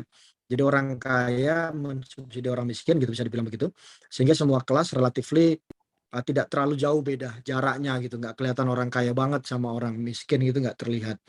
Dan juga pernah dilakukan eksperimentasi namanya itu memberikan income. Jadi setiap orang itu dapat income tertentu. Dia tidak perlu bekerja, dia dapat income gitu. Walaupun itu kemudian berhenti ya setelah 2 tahun dilakukan. Namanya itu universal benefits atau apa gitu, saya lupa itu nyebutannya. Nah, kalau model Jepang, dia kan pernah mengalami situasi kesulitan setelah perang itu, mereka betul-betul working, tapi kemudian negara memperkenalkan welfare state yang bisa mengubah juga tatanan masyarakatnya. Contohnya waktu itu saya di Jepang itu menggunakan kesehatan itu sangat murah. 300 yen, kita mendapatkan layanan gigi, rumah sakit dan sebagainya. Itu 30.000, sekitar 30.000. Murah sekali ya, seharga mungkin 2 liter susu. Tapi dulu pernah Jepang itu tidak menggunakan mekanisme iuran 300 yen tadi. Jadi orang semua membanjiri puskesmas, rumah sakit dan sebagainya yang tidak sakit-sakit betul, tapi mereka kangen karena di rumah nggak ada orang. Akhirnya mereka datang, tapi begitu pemerintah mengeluarkan co-payment harus membayar 300 yen, itu ketika sepi. Orang-orang pensiunan itu akhirnya mikir juga, dia naik bis, dia harus bayar 300 yen dan sebagainya. Akhirnya mereka rasional. Kalau memang betul-betul sakit baru ke sana. Jadi pemerintah itu bisa memberikan sinyal kepada pelaku ekonomi, mau bagaimana hidup kamu itu bisa diberikan insentif gitu. Nah, ini yang sebetulnya trade off kita gitu. Kalau kita memberikan banyak nanti insentif work life balance yang bisa jadi terlalu bandulnya ke work atau ke life gitu. Nah, bagaimana nih working culture-nya gitu. Jangan-jangan jadi agak-agak gimana gitu kita. Agak ngeri gitu, ngeri sedapnya itu loh, menentukan the right size ya, mungkin itu ya. Kasih. Mantap banget Bang IWW. Ini dari Kak Farila Darmadi nih. Coba di riset Prof IWW begitu, Bang Wisnu. Waduh, diarahkan sama ini bendahara umum Ikanas nih. Siap-siap, laksanakan Bu. Ya, Usum, ada yang ini ingin disampaikan Bu? Boleh Mas Irwanda biar tambahin dong bahwa dengan pola membangun kesejahteraan masyarakat yang seperti itu, biaya negaranya tinggi banget. Iya. Mereka sudah kewalahan itu. Betul. Penerimaan pajaknya udah nggak nutup tuh. Ceritakan tuh bagaimana Skandinavia sekarang suffering untuk biaya sosialnya, untuk social welfare. Iya. Ini yang saya khawatir juga Mbak Sum. Jadi kita bagus ya belajar dari banyak negara, jadi cross country, tapi kita harus menggunakan local wisdom karena belajar dari mereka itu untungnya kita latecomer. Jepang habis-habisan sekarang, dia sudah punya utang 3.000% GDP. Jadi ditambah negara Skandinavia countries juga, dia harus akhirnya betul-betul tax income-nya besar banget, ada 50%. Bayangkanlah, gaji kita 100 juta langsung 50 juta untuk pajak gitu ya. Kita baru sampai level 35%. Itu yang tax bracket-nya itu sekian M ya, 1 M atau 5 M ya setiap bulan. Jadi itu perlu dipertimbangkan juga. Makanya kita masih beruntung karena ada itu ya Mbak Sum ya, karena ada extended family. Orang-orang yang bekerja, orang-orang yang bermasalah gitu kehidupannya masih punya keluarga sebagai penopang. Tapi bayangkan kalau kita sudah punya hanya sistem nuclear family, seperti banyak negara di luar yang setelah anaknya lulus SMA itu ditendang anaknya. Anaknya dikeluarin dari rumah, silakan hidup dimanapun, dia mengandalkan nanti benefits dari negara gitu. Student loan, kemudian juga macam-macam loan yang lainnya gitu. Bisa dibayangkan berapa beban APBN ya gitu ya, yang harus mengcover gitu. Jadi tolong dipikirkan lagi nih, work-life balance-nya kayak apa yang cocok gitu. Tadi kan kita belum bisa mendefinisikan yang tepat gitu. Mungkin gitu. Makasih Mbak Sum. Tadi berat sekali memang fiscal space kita akan sangat terkunci di situ. Baik, dari Mas Dudi, raise hand, silahkan langsung saja Mas Dudi. Oh iya, iya. Maaf ini tapi saya nggak ngidupin kamera ya, karena ya, tidak apa-apa, Mas. lagi di jalan ya. Lagi nyelam kayaknya nih. Jangan di jalan Bang, ketabrak nanti. Saya ngerasain sendiri karena saya kan di industri kantor akuntan publik. Itu kalau dari bulan November sampai bulan Maret, April, Mei itu kalau kerja 18 jam, 19 jam, banyak yang nggak pulang tuh saya ngeliat sendiri dan saya juga ngerasain. Jadi walaupun umur saya udah 60 tahun, ya tapi tuntutannya ya seperti itu. Paling cepat tidur jam 1, jam 2 tiap hari itu selama berbulan-bulan gitu ya. Nah, itu di situ kita merasakan perlunya work life balance ya. Bahkan sekarang ini dengan adanya teknologi nggak ada lagi tuh yang namanya cuti ya. Mungkin pernah ngerasain ya, namanya cuti harus bawa laptop, harus sign off. Mau pergi ke ujung dunia pun, mau di atas boat pun atau di pulau terpencil pun harus connect dan karena ada deadline hari itu gitu. Orang mana mau tahu, terserah mau cuti bebas cuti ya, tapi kerjaan mesti beres gitu. Nggak kayak zaman dulu kan, kalau zaman dulu cuti udah gitu udah bye-bye, nggak ada urusan, nggak ada yang ganggu gitu. Kalau sekarang nggak mau tahu lah, mau lagi cuti, bahkan lagi di rumah sakit pun kita bisa dihubungin sama tim ya atau sama staff kita gitu. Minta tolong ini di follow up gitu. Jadi kita benar-benar terbelenggu dengan teknologi ya. Nah, itulah perlunya work life balance dan di situ kita yang harus sebenarnya bisa mengukur. Kita yang harus bisa mengukur. Kalau saya sih mungkin termasuk yang paling disiplin ya. Work life balance ini dalam arti saya nggak mau rugi gitu. Kalau mamanya bisa ada unsur life-nya, ya saya pergunakan. Misalkan kalau lagi ada keluar kota, ada hari Sabtu Minggu, kalau hari biasa kita kerja sampai pagi, kalau Sabtu Minggu kita bisa buat relax itu ya, pergi berenang atau pergi ke pantai gitu. Nah itu kiatnya lah, masing-masing orang punya kiat gitu ya. Tapi ini sesuatu yang mesti diperhatikan, terutama orang-orang yang kerja di industri yang sangat keras, karena kadang mereka nggak sadar ya. Mereka nggak sadar bahwa mereka bekerja terlalu keras, tahunya udah terkapar atau kena penyakit kritis, dan itu cukup banyak gitu. Sehingga kadang mesti diingatkan, kamu mesti, kalau kerjanya santai-santai mungkin nggak diingetin ya, tapi kalau mau udah kerja sekeras itu dari kantornya, dari pimpinannya itu mesti memperhatikan kesehatan anak buahnya sehingga bisa diingatkan. Dan samping itu juga sekali lagi masing-masing orang mesti sadar batasnya gitu ya. Karena ini ada anekdot juga, saya pernah datang jam 6 pagi kantor gitu ya. Saya ketemu anak-anak gitu, saya bilang, waduh hebat nih kalian jam 6 pagi sudah datang gitu. Bilang, oh enggak Pak, kita bukannya baru datang, kita belum pulang deh semalam gitu.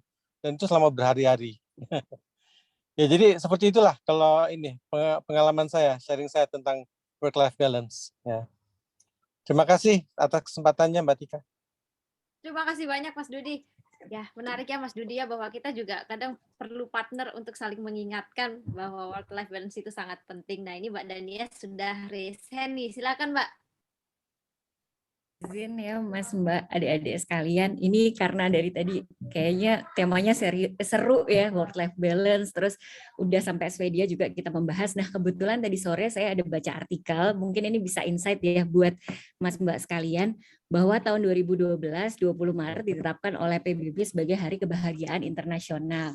Tujuannya untuk mengingatkan pentingnya kebahagiaan dalam hidup manusia. Nah, di titik tertentu kekayaan sudah tidak lagi berpengaruh bagi tingkat kebahagiaan dan karenanya penilaian kebahagiaan bersifat subjektif dan tergantung pada berbagai proses kognitif.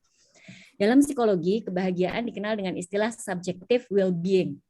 Riset-riset neuroscience menunjukkan bahwa tingkat kebahagiaan berhubungan dengan ketebalan lapis abu dan tingkat aktivitas di area anterior cingulate cortex atau ACC. Nah, di area ini dikenal sebagai area yang penting untuk proses pengendalian diri, pengendalian konflik emosional, problem solving, dan perilaku adaptif. Dan juga berfungsi untuk memediasi fungsi jalur executive network dan default mode network. Nah, ketiga jalur syaraf ini melandasi cara berpikir, emosi, dan perilaku yang adaptif. Saya cuma mau memberikan insight bahwa saat ini tuh di negara-negara maju juga sedang banyak research yang berhubungan dengan neuroscience, bahwa kebahagiaan itu juga bisa diukur dari neuroscience. Terima kasih. Baik, terima kasih banyak Mbak Dania. Ini sangat jadi nambah ilmu kita ya. Mungkin Mas Amin, Mas Mehmet udah bisa bergabung belum ya? Masih belum bisa Mas Mehmet ya? Baik, saya ke Mas Amin. Halo. Oh, sudah, Mas Mehmet tadi ikut nyimak ya? Dulu. Mungkin Iya, ada. Baik, silakan Mas Mehmet, mungkin ada respon.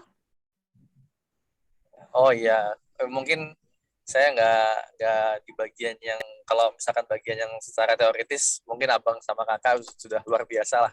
Semuanya bisa kita ambil pandangannya. Tapi kalau buat saya sih sebenarnya kan memang saya percaya kalau hidup itu kan mulanya adalah entropi ya. Dia agak chaotic, terus lama-lama nyari keseimbangan gitu loh. Jadi menurut saya memang pada awalnya kita kan ngerasa semuanya kayak chaos gitu, nggak tahu di mana titik kita bisa merasa nyaman. Tapi lama kelamaan kita akan tahu gitu di kerjaan tuh, oh jedanya seperti apa, selanya seperti apa, bagaimana saya bisa mengerjakan porsi kerjaan, bagaimana kemudian saya harus bisa beristirahat. Itu memang tidak bisa langsung ketika dan sekaligus ya, tapi pelan-pelan. Ya, kalau misalkan saya sendiri ukuran buat pribadi, biasanya sekitar 6 bulan sampai setahun baru tahu tuh, oh pekerjaan saya itu secara hierarki, kemudian secara rutinitasnya seperti apa, kemudian baru tahu nih kapan mencapai titik balance. Jadi mungkin kalau saya lebih ke personal ya, kalau misalkan tadi abang kakak udah ngomongnya di level negara, kemudian di level culture, kalau saya sih cuma ngutip kata-katanya Agim aja lah. Kalau mau work-life balance itu 3M aja, mulai dari diri sendiri, mulai dari saat ini, dan mulai dari hal kecil. Itu aja sih. Keren banget. Siap, Mas Mehmet, terima kasih banyak. Dari Pak Amin, ada tanggapan? Silakan Pak. Dari Mas Amin. Silakan Mas. Iya, rambutnya udah putih, jadi mau manggil Mas gak enak ya. Iya, yang pertama mengenai solusi negara, ini yang dari Mas IWW sama contoh dari Swedia begitu ya. Menurut saya sih kalau kesehatan itu memang nanti ada unsur keserakahan. Jadi misalnya kesehatan betul-betul gratis, mungkin orang batuk dikit langsung ke fasilitas kesehatan, dan itu pasti akan kewalahan negara menyediakan gitu. Tapi minimal pendidikan lah. Jadi negara harus menjamin bahwa pendidikan itu harus murah.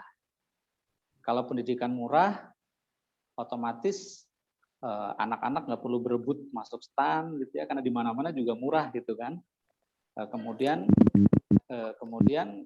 dengan bertambahnya pengetahuan, mereka pasti akan bisa mandiri. Nanti dari situ berkembang mungkin masalah lain gitu. Termasuk peningkatan pajak juga menurut saya nggak ada masalah. Yang jadi masalah kan orang income-nya kecil, kemudian dengar pajak naik. Mereka sendiri nggak pernah bayar pajak penghasilan, misalnya kalau PPN otomatis itu kan. Mereka nggak pernah bayar pajak penghasilan, tapi dengar, oh PPN naik, PPH naik, mereka ikut teriak-teriak, padahal mereka nggak bayar juga sebenarnya. Kenapa? Karena mereka merasa saya juga nggak punya penghasilan dan negara tidak pernah peduli ke saya. Itu kira-kira masyarakat miskin yang banyak tuh mikirnya kan begitu. Itu solusi negara. Jadi menurut saya yang paling penting itu pendidikan. Kalau kesehatan tadi seperti kata Mas IWW, nanti orang serakah, batuk dikit ke IGD gitu kan, oh gratis kok gitu kan. Nah, kemudian mengenai solusi pribadi saya setuju sekali dengan Mas Mehmet gitu ya. Memang keseimbangan itu, katakanlah misalnya kita di Ukraina sekarang. Kalau kita di Ukraina sekarang, apakah kita kemudian merasa bahwa kita harus menderita? Kan enggak.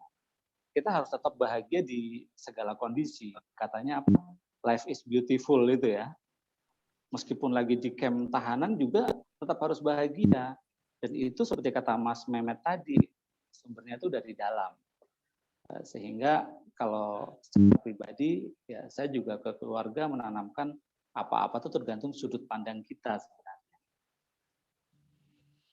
Kira-kira begitu ya, Mbak Tika ya. Saya nggak siap-siap serius dari kemarin disuruh receh kok. Ya silakan. Mas Marius nih. Gimana Mas Marius? Open mic? Saya rasa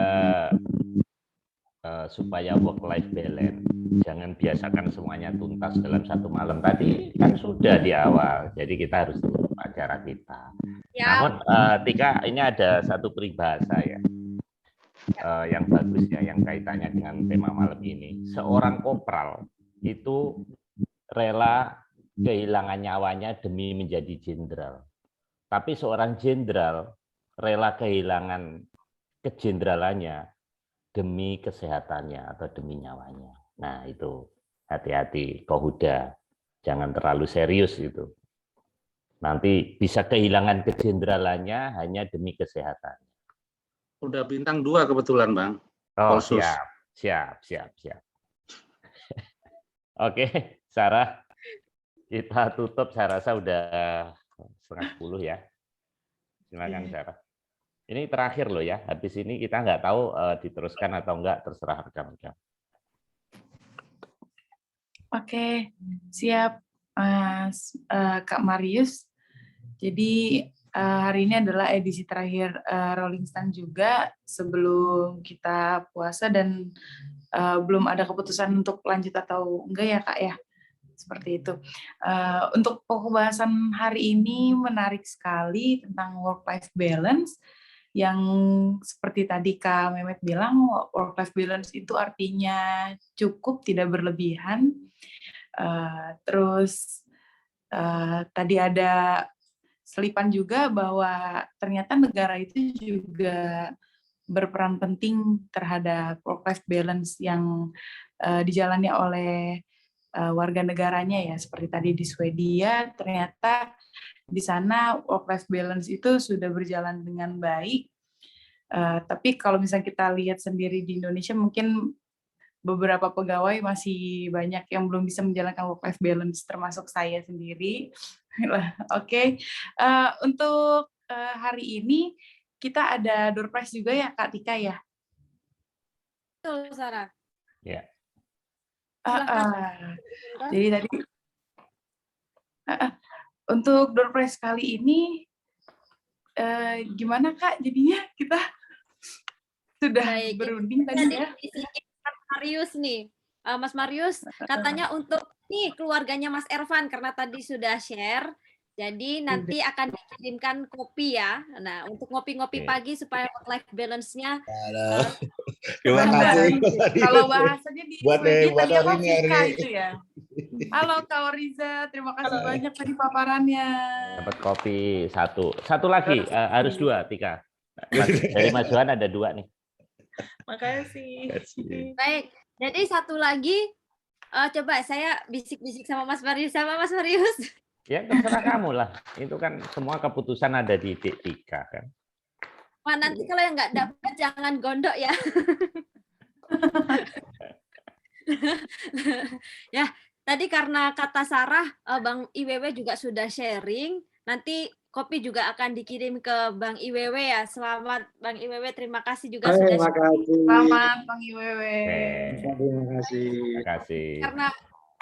Karena waktu sudah menunjukkan pukul 9:30, kami ucapkan terima kasih banyak kepada Mas Amin, Mas Mehmet yang sudah sharing pengalaman. Terima kasih juga untuk Mas-Mbak lainnya yang sudah bergabung, sudah sampaikan pertanyaan dan respon.